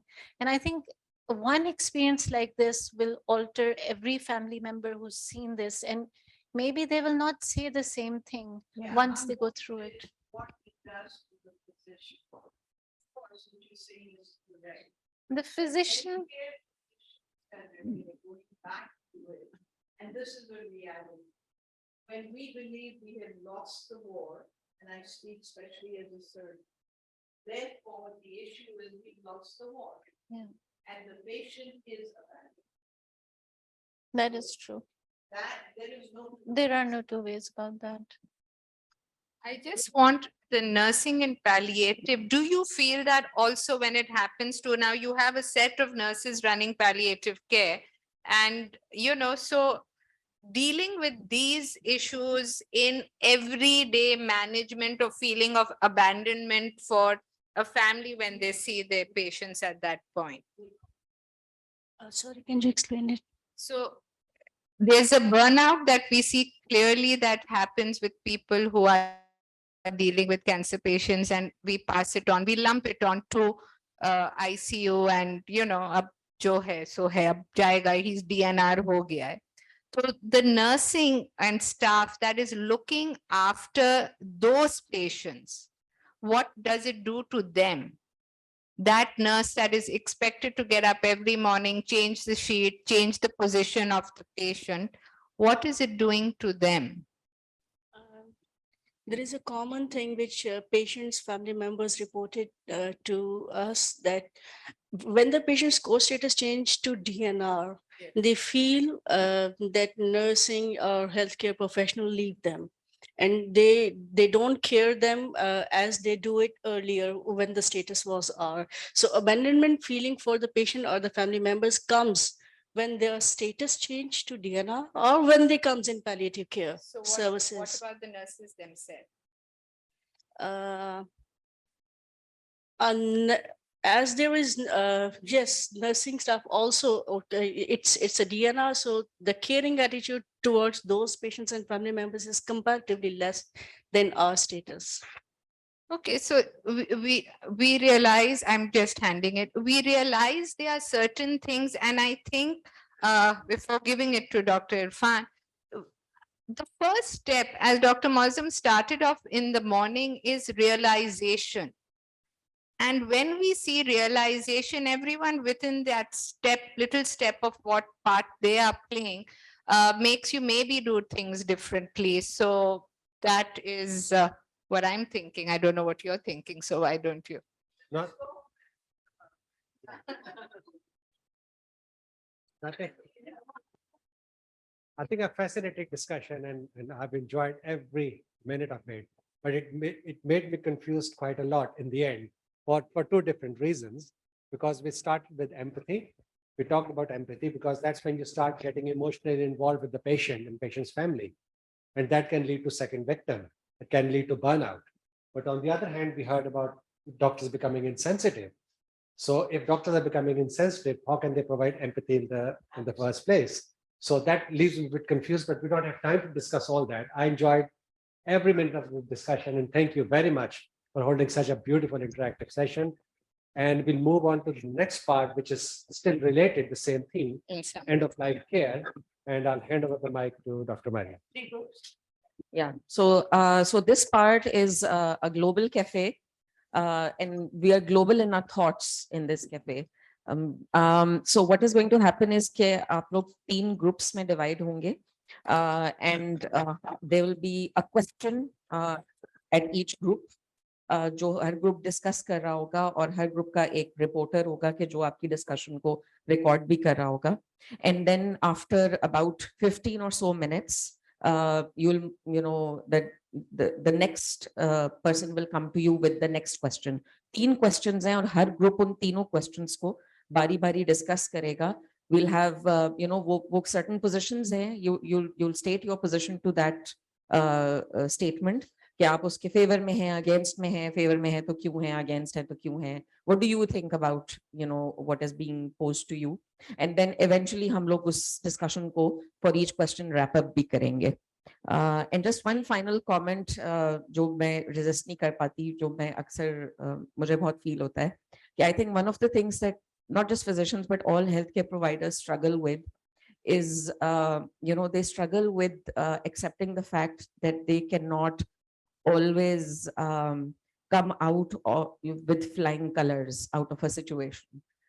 You know, despite your best efforts, हम शुरू में कह रहे थे बहुत ज़्यादा ना बताएं, फिर हम कह रहे थे कि सब कुछ बताना चाहिए था, फिर ये वाली जो एक, you know, this tension between protecting yourself and being empathetic and maintaining that empathy.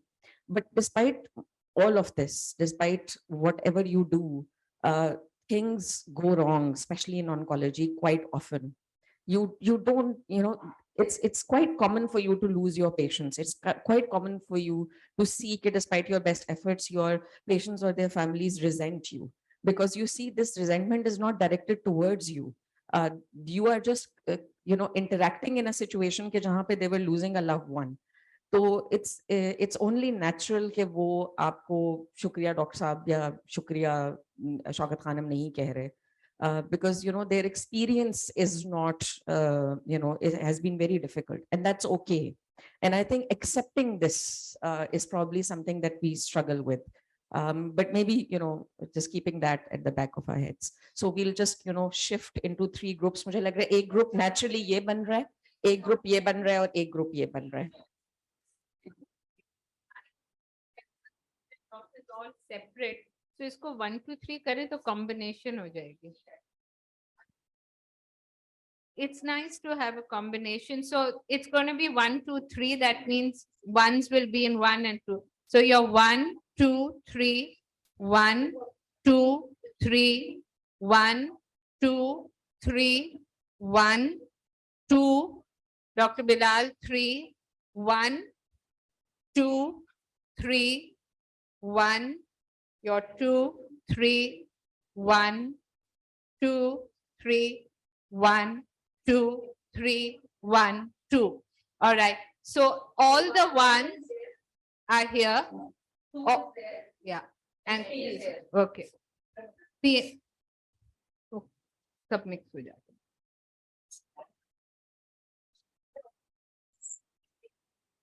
हाँ, सवाल कौन कौन से?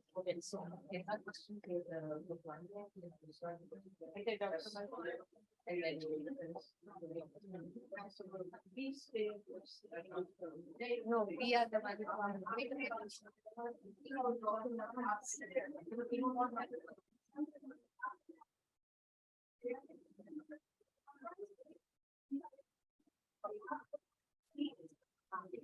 yeah, correct.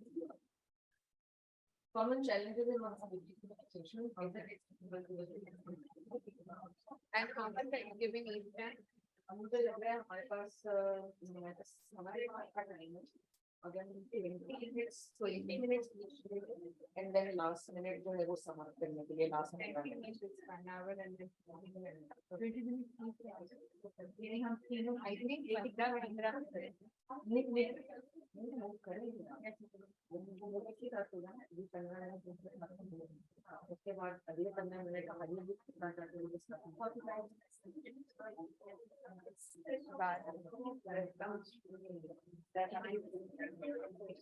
Yeah, the same. Keep going only the same question with each group, and each group will have one. Yes, there's a general thing of bringing. So the three different groups will summarize their things, and we can take each question at a time. So the both of the group, both में आसन है और एक में आप हैं और एक में मैं हूँ। किसी भी ग्रुप को पूछ सकते हैं हर ग्रुप का एक होता है जो रिपोर्ट कर रहा है discussion for the one to one. Yeah. मेरा one to one. Priya, and we will you will move after you will tell us when क्या हुआ?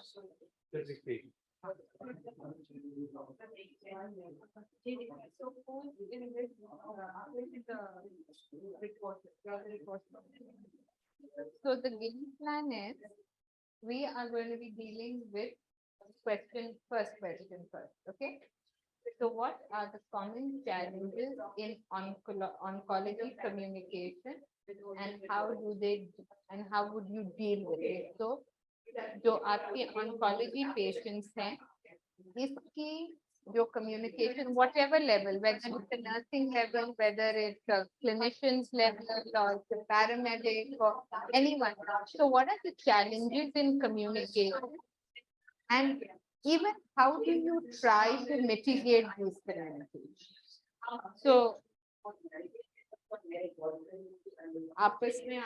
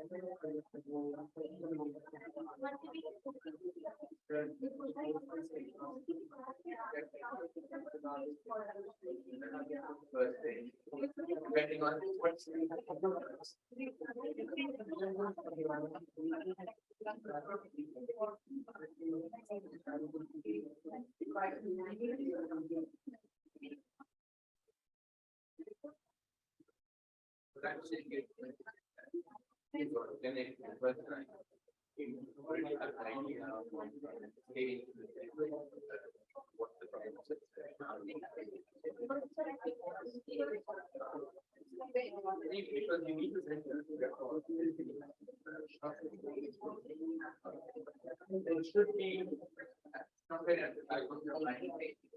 It has to be addressed.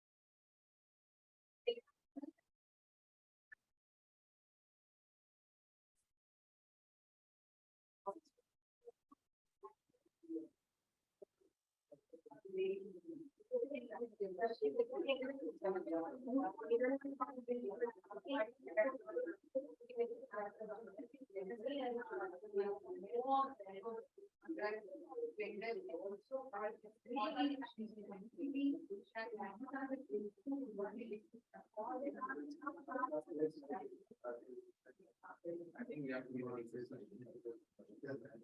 This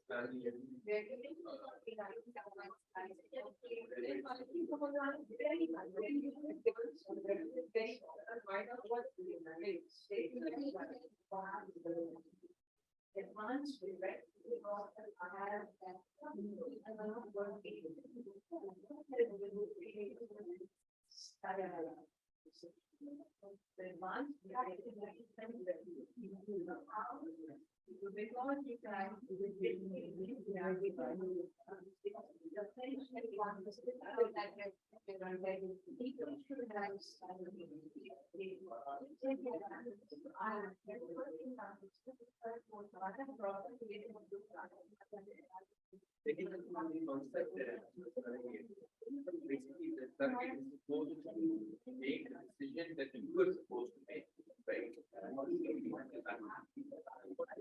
That is not the case.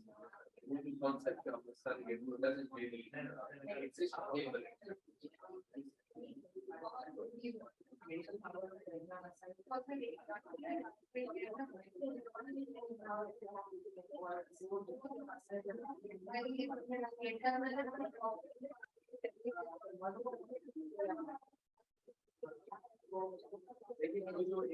hierarchy of relatives, it is different from England. Neighbor family knows better what father my father was. It's actually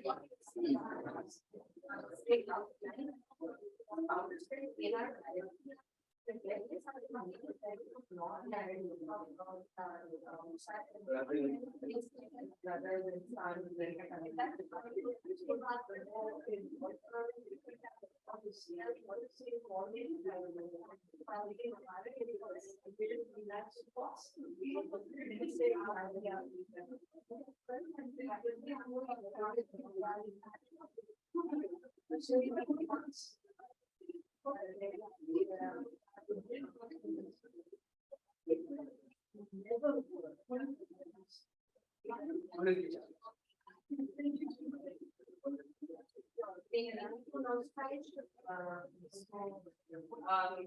for switch the motivators and regulators.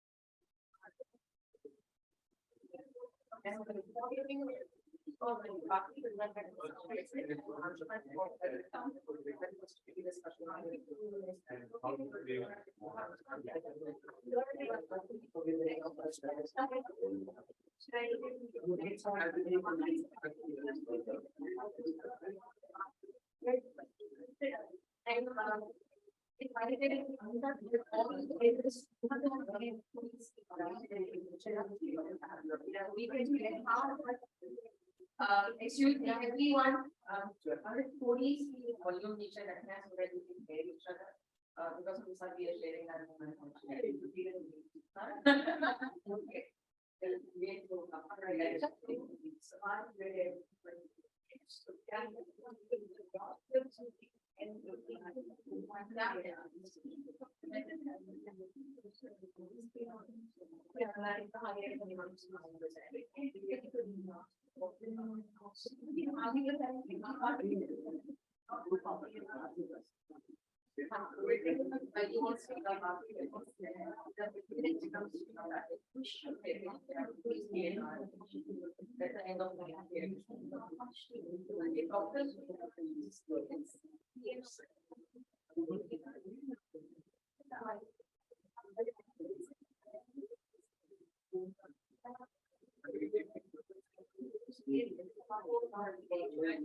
And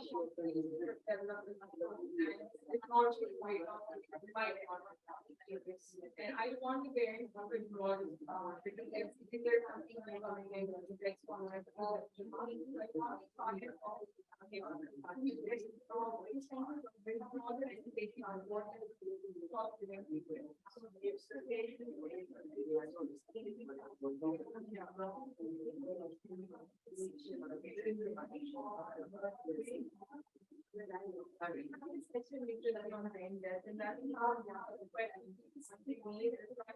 The definition of brain that has still not been incorporated in the law, in a lot of countries, even if you take up their height, the one that tends to family more data. That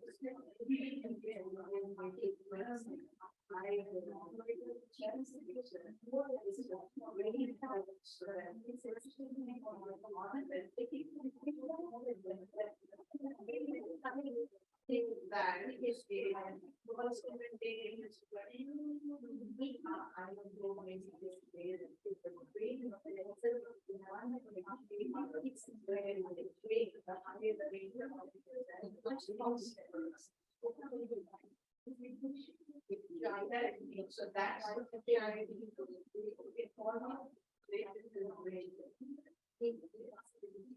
then the family does not want to face them all anyway. They not necessarily which is why how do I want to take it?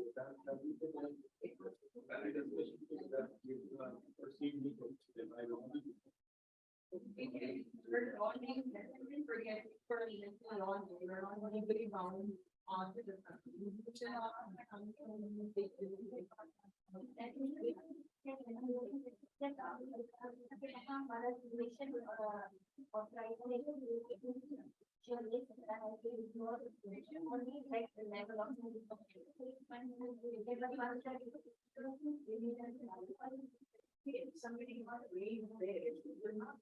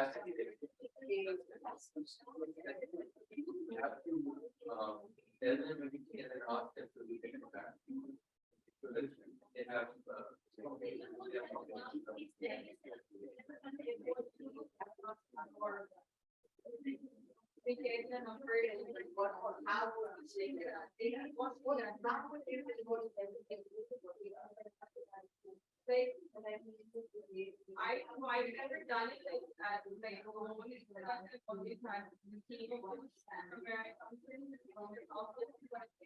The doctor said that other men who other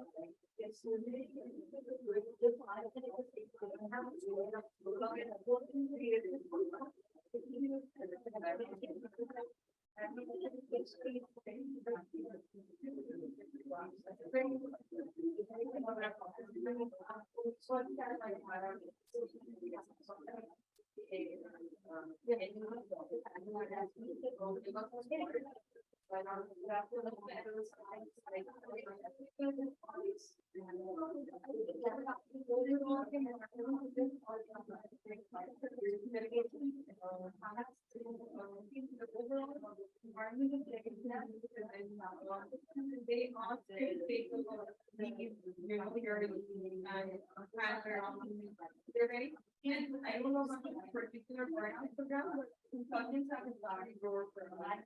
Even if they're not comfortable in that, you're at the end of the time, you don't really, I think we spend the time and really hard work providing it.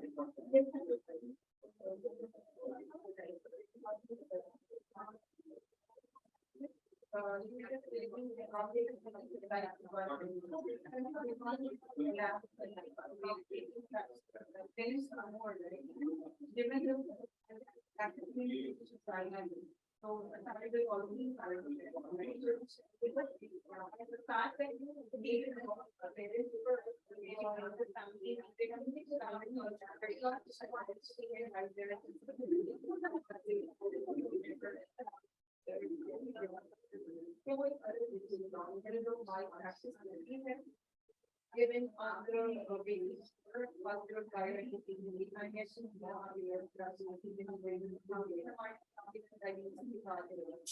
getting so my approach would be this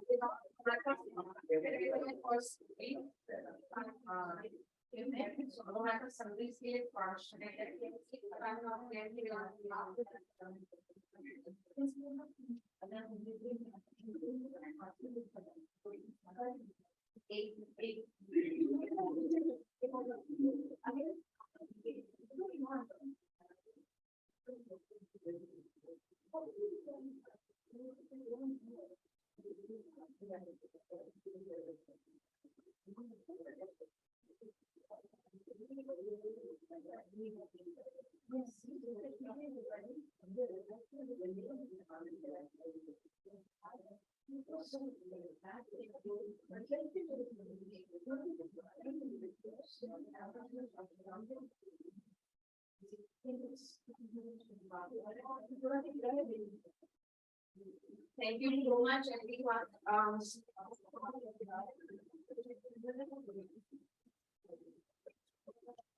Question one is so So we have come to the last 5 minutes of our very interesting, very lively workshop. Like in next 5 minutes, we briefly summarize the discussion. So her group ne her question ko discuss kiya hai. And Asim is going to present the summary for the first question, and then Dr. Irfan for the second question, and I'll summarize hopefully the third question.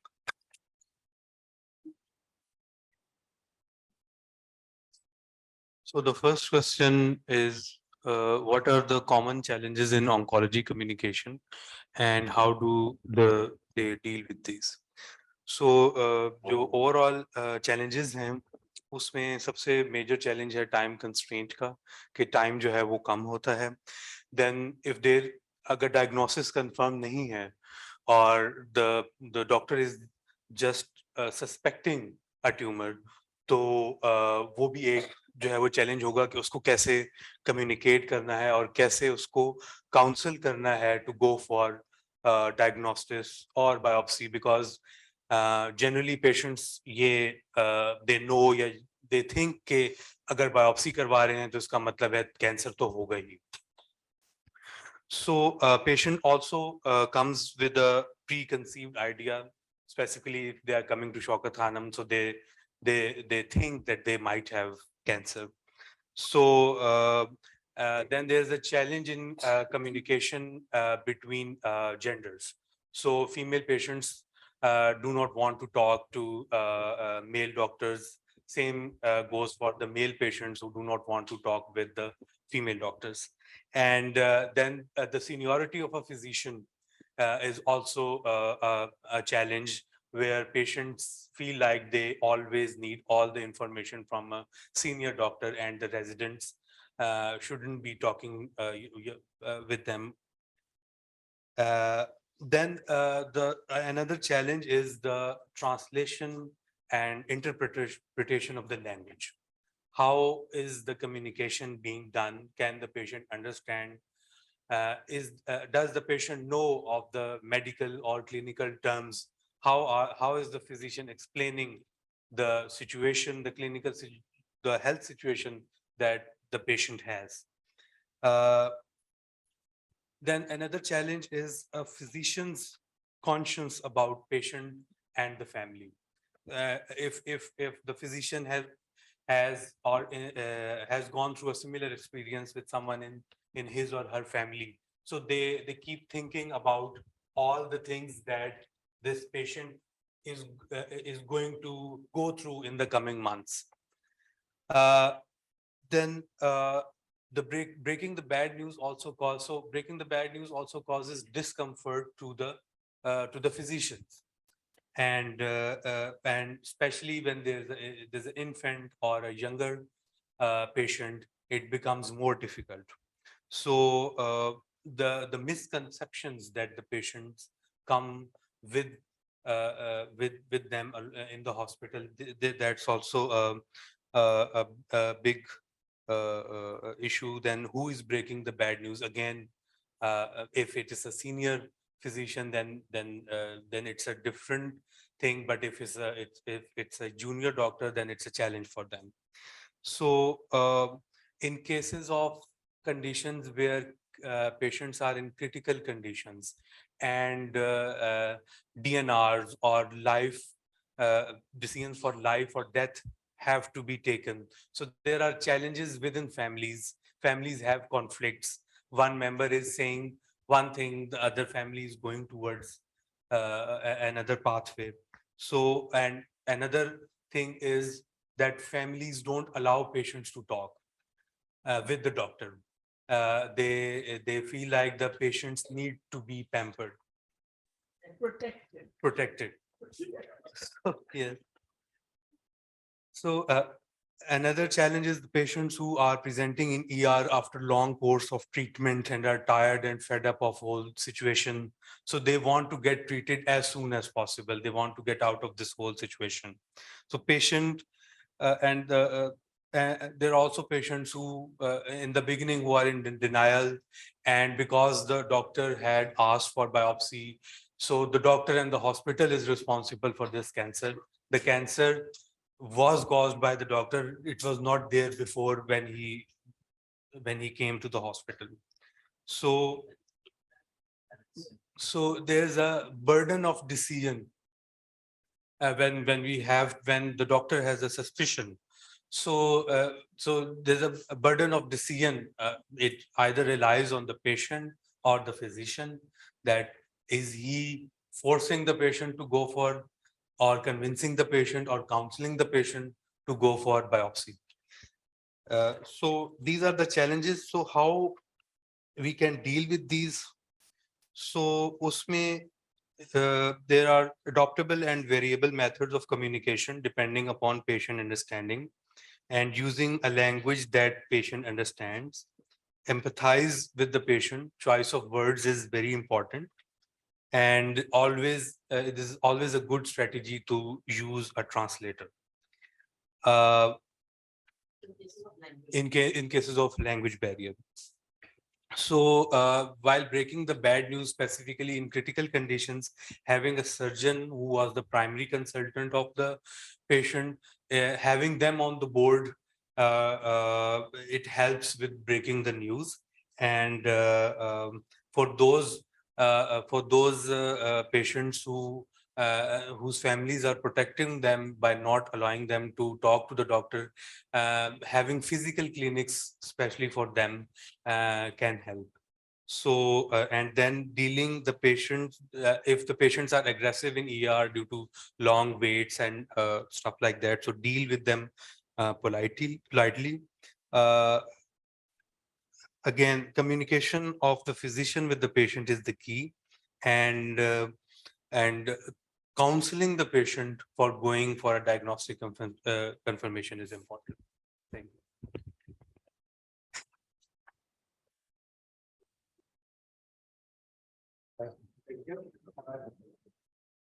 So I'm reporting 3 groups, and I tried not to put in my own bias in it. So Dr. Neda had led the discussion. So the question was, is it acceptable to withhold some information from the patient? I think unanimous answer was no, we should not hold any information. The discussion went around that whether it should be given straight away or whether it should be staged. So, and choice of word was discussed that we should use the word empathetically, not to affect the patient. And there are different words which means different in English and Urdu and other languages. So, but the interesting discussion came that how this information should be passed on to the patient. And there was very interesting discussion and disagreement between information going to patient or to families, and who is going to get the information first. And I felt that most of the people were not empowering the patient. They were empowering the families before the patient. And I think that came across quite strongly from most of the conversation. So patient was not in that discussion. I don't know what Dr. Nida feels about it. And then patient intelligence was questioned, that patient may not understand the information. So that's why we should withhold the information from the patient and let families help the patient out. But the important question was, who will decide about the intelligence of patient, about interaction with the family? And I think there was huge disagreement among all the groups. But onus was put onto the physician, that it's physician responsibility to decide what to do, who to interact with patient, with families, withhold the information or not. So I find that quite interesting. I don't have an answer to that, but I think, but I'll ask Dr. Nida for her comment, but I felt patient for empowerment was missing. So, but apart from that, there was nothing major theme coming out of it. So just because of time, I'm just going to leave here, but I would like Dr. Nida's comment on that. Yeah, I think the word, our discussion was interesting because it was revolving around bichara patient. So this is very interesting that we always considered that because it's a physical illness hai, I think this was a major thing which is coming out of it. Because the physical illness hai, इसलिए वो बात नहीं समझ सकेगा. लिहाजा खानदान को should be the people we should be talking to. Although we did have a very interesting discussion around it, although most people were in favor of not withholding any major information from patient, we did talk about how we can deal with it, how the information can be delivered to the patient, And we did discuss about who is the person who is deciding. So can it be the physician who doesn't even have any clue about this patient and his life? So yes, we were able to come to a conclusion, no, it's the patient who knows the best about him or her. But the patient does have a right to say that, okay, आप मुझे मत बताएं, आप मैं इसको बता दें. So that's what we did come to. But it was very interesting the way we thought about the patient as a weak, as not effective, morally not effective deciding person. So this was interesting, and I think that's something that we need to think about. We go home and think: are we taking our patient as individuals who do not have the decision-making capacity? So that's something that was the most striking thing from our discussion. Can I just make one comment? We had done an interesting, no, actually we published it. This was to find out कि अगर physicians के साथ ये बात हुई थी, exactly this, कि patient को बताना है या नहीं, तो उसमें there was a whole lot of variation. But when they were asked if you're sick, तो आपको बताना चाहिए या नहीं, 100% they said yes, I would want to. So what, which we found very so this is what I ended up doing. I said, अच्छा, if I am the patient who is coming in, so फिर सबने बताने पे, they agreed. So वो हम infantilize तो करते हैं अपने patients को, अब वो as truly autonomous individuals नहीं treat कर रहे होते. Okay, so disclaimer ये है कि unlike Dr. Irfan, मेरी तो reporting में मेरा bias reflect होगा. It will not be unbiased.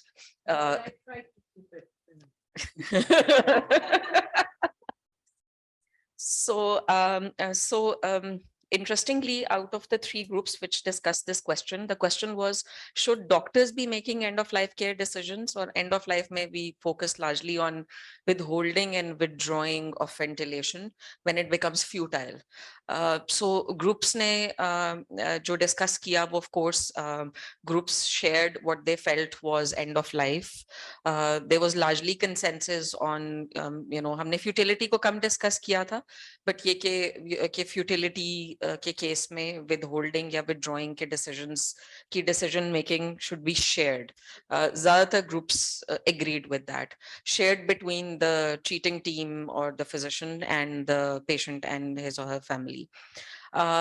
Except maybe some individuals who felt कि इसके अंदर physician should get an edge, because ये एक medical decision है और इसमें family may end up requesting unnecessary treatment which will prolong the patient's suffering.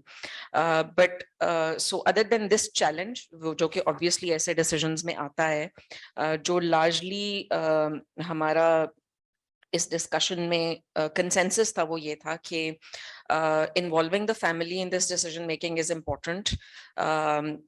This decision making should be shared. It's a process. It involves developing trust. It needs to start early. And then you have to not just state that we are sharing the decision, but sharing involves sharing the burden of this decision making, because what it entails as a medical profession, but for the family, this is possibly their first time, and they will live with it because it's a loved one. Also, thinking of the social, cultural, and religious context within which these decisions are being made, and then communicating effectively and accordingly.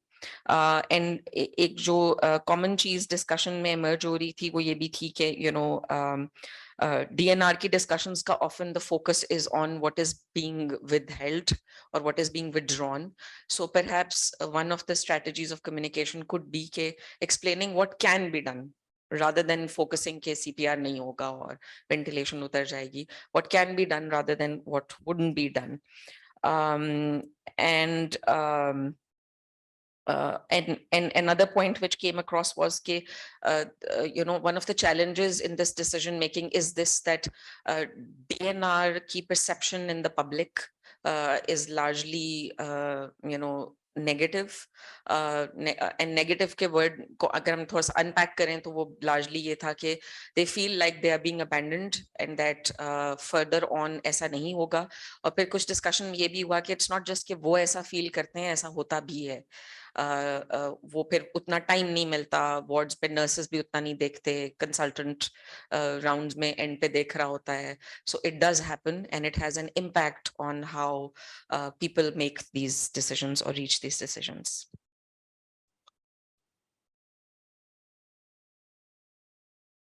So, no, I think those are figures. Yeah. आप नहीं बोली। नहीं मैं अच्छा नहीं I actually thought he summarized the communication issues with the oncology patients at many different levels, and I think if I take a take home from the communication part, it's language and words.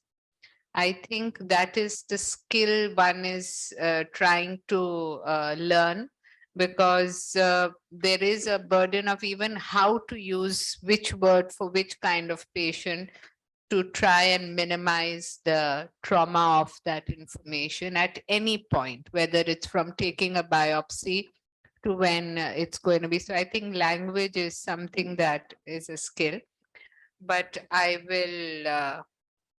don't know about how tired you all are, but this conversation does get a little exhausting. So if, should I just say, the workshop is officially finished. Is it? No, but thank you everyone. Very interactive. So thank you. It was really interactive, and it's interesting to see the combinations coming from different departments. So it really makes it fun. Thank you.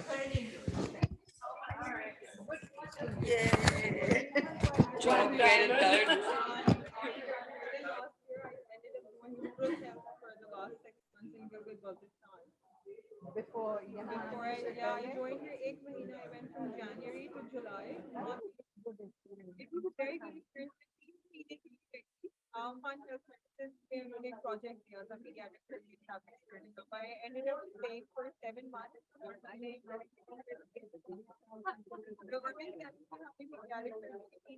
now AKU is an island, and in some ways that's why you have this fellowship to have. Yeah.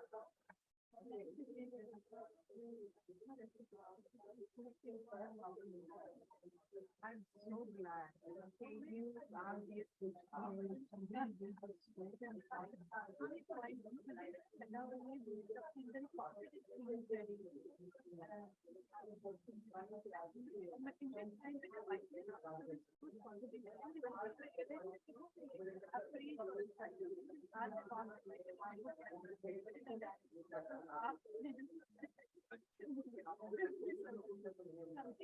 have started, what download we need the core of it, think like this. So center maybe by the program maybe I started stubborn, but you have to continue to think about it and work.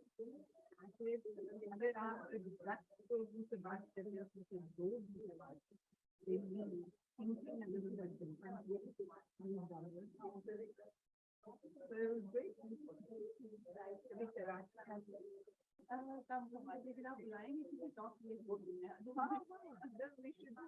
stay in touch. Psychology work and I'm biased towards psychology because my sister is a psychologist. So that's a very good discussion. Are very interesting. When in doubt, cut it out.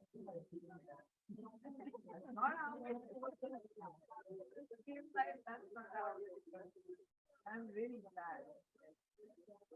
Thank you.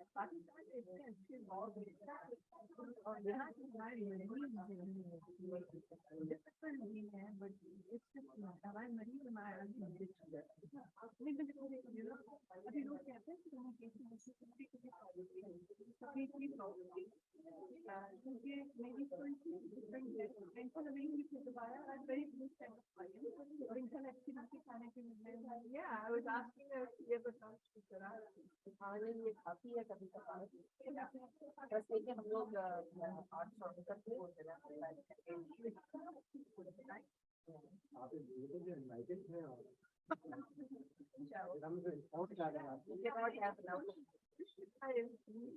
Doctor Pushpa का मुझे लगा Mexican होगा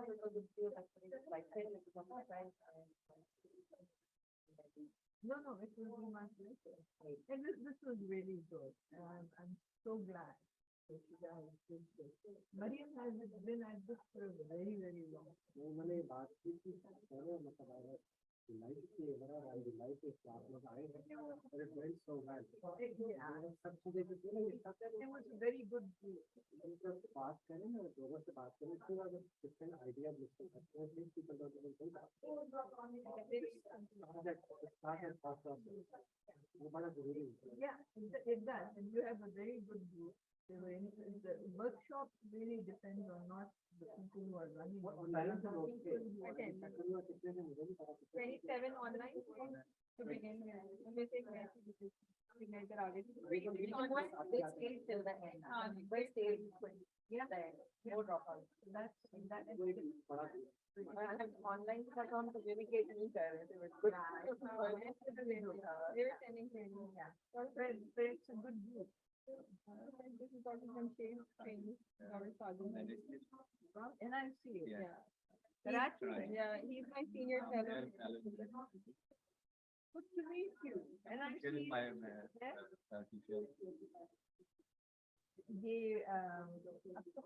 Yeah, I've been involved with it right from the 80s.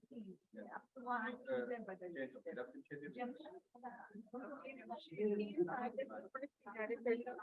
to take up oncology. And he was hired in pediatric surgery. He's the first one there. Yeah. To make a structured education like that, the pediatric surgeon is not actually general surgery. Yes. Adults should not be specialized in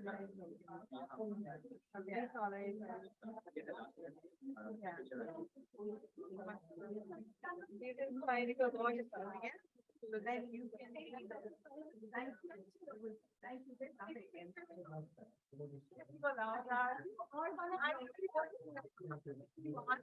Your pictures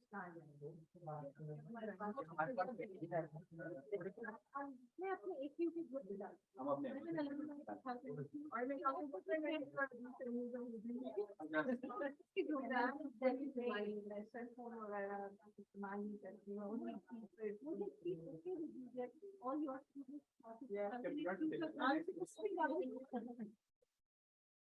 all right. Okay, don't hurt on. That was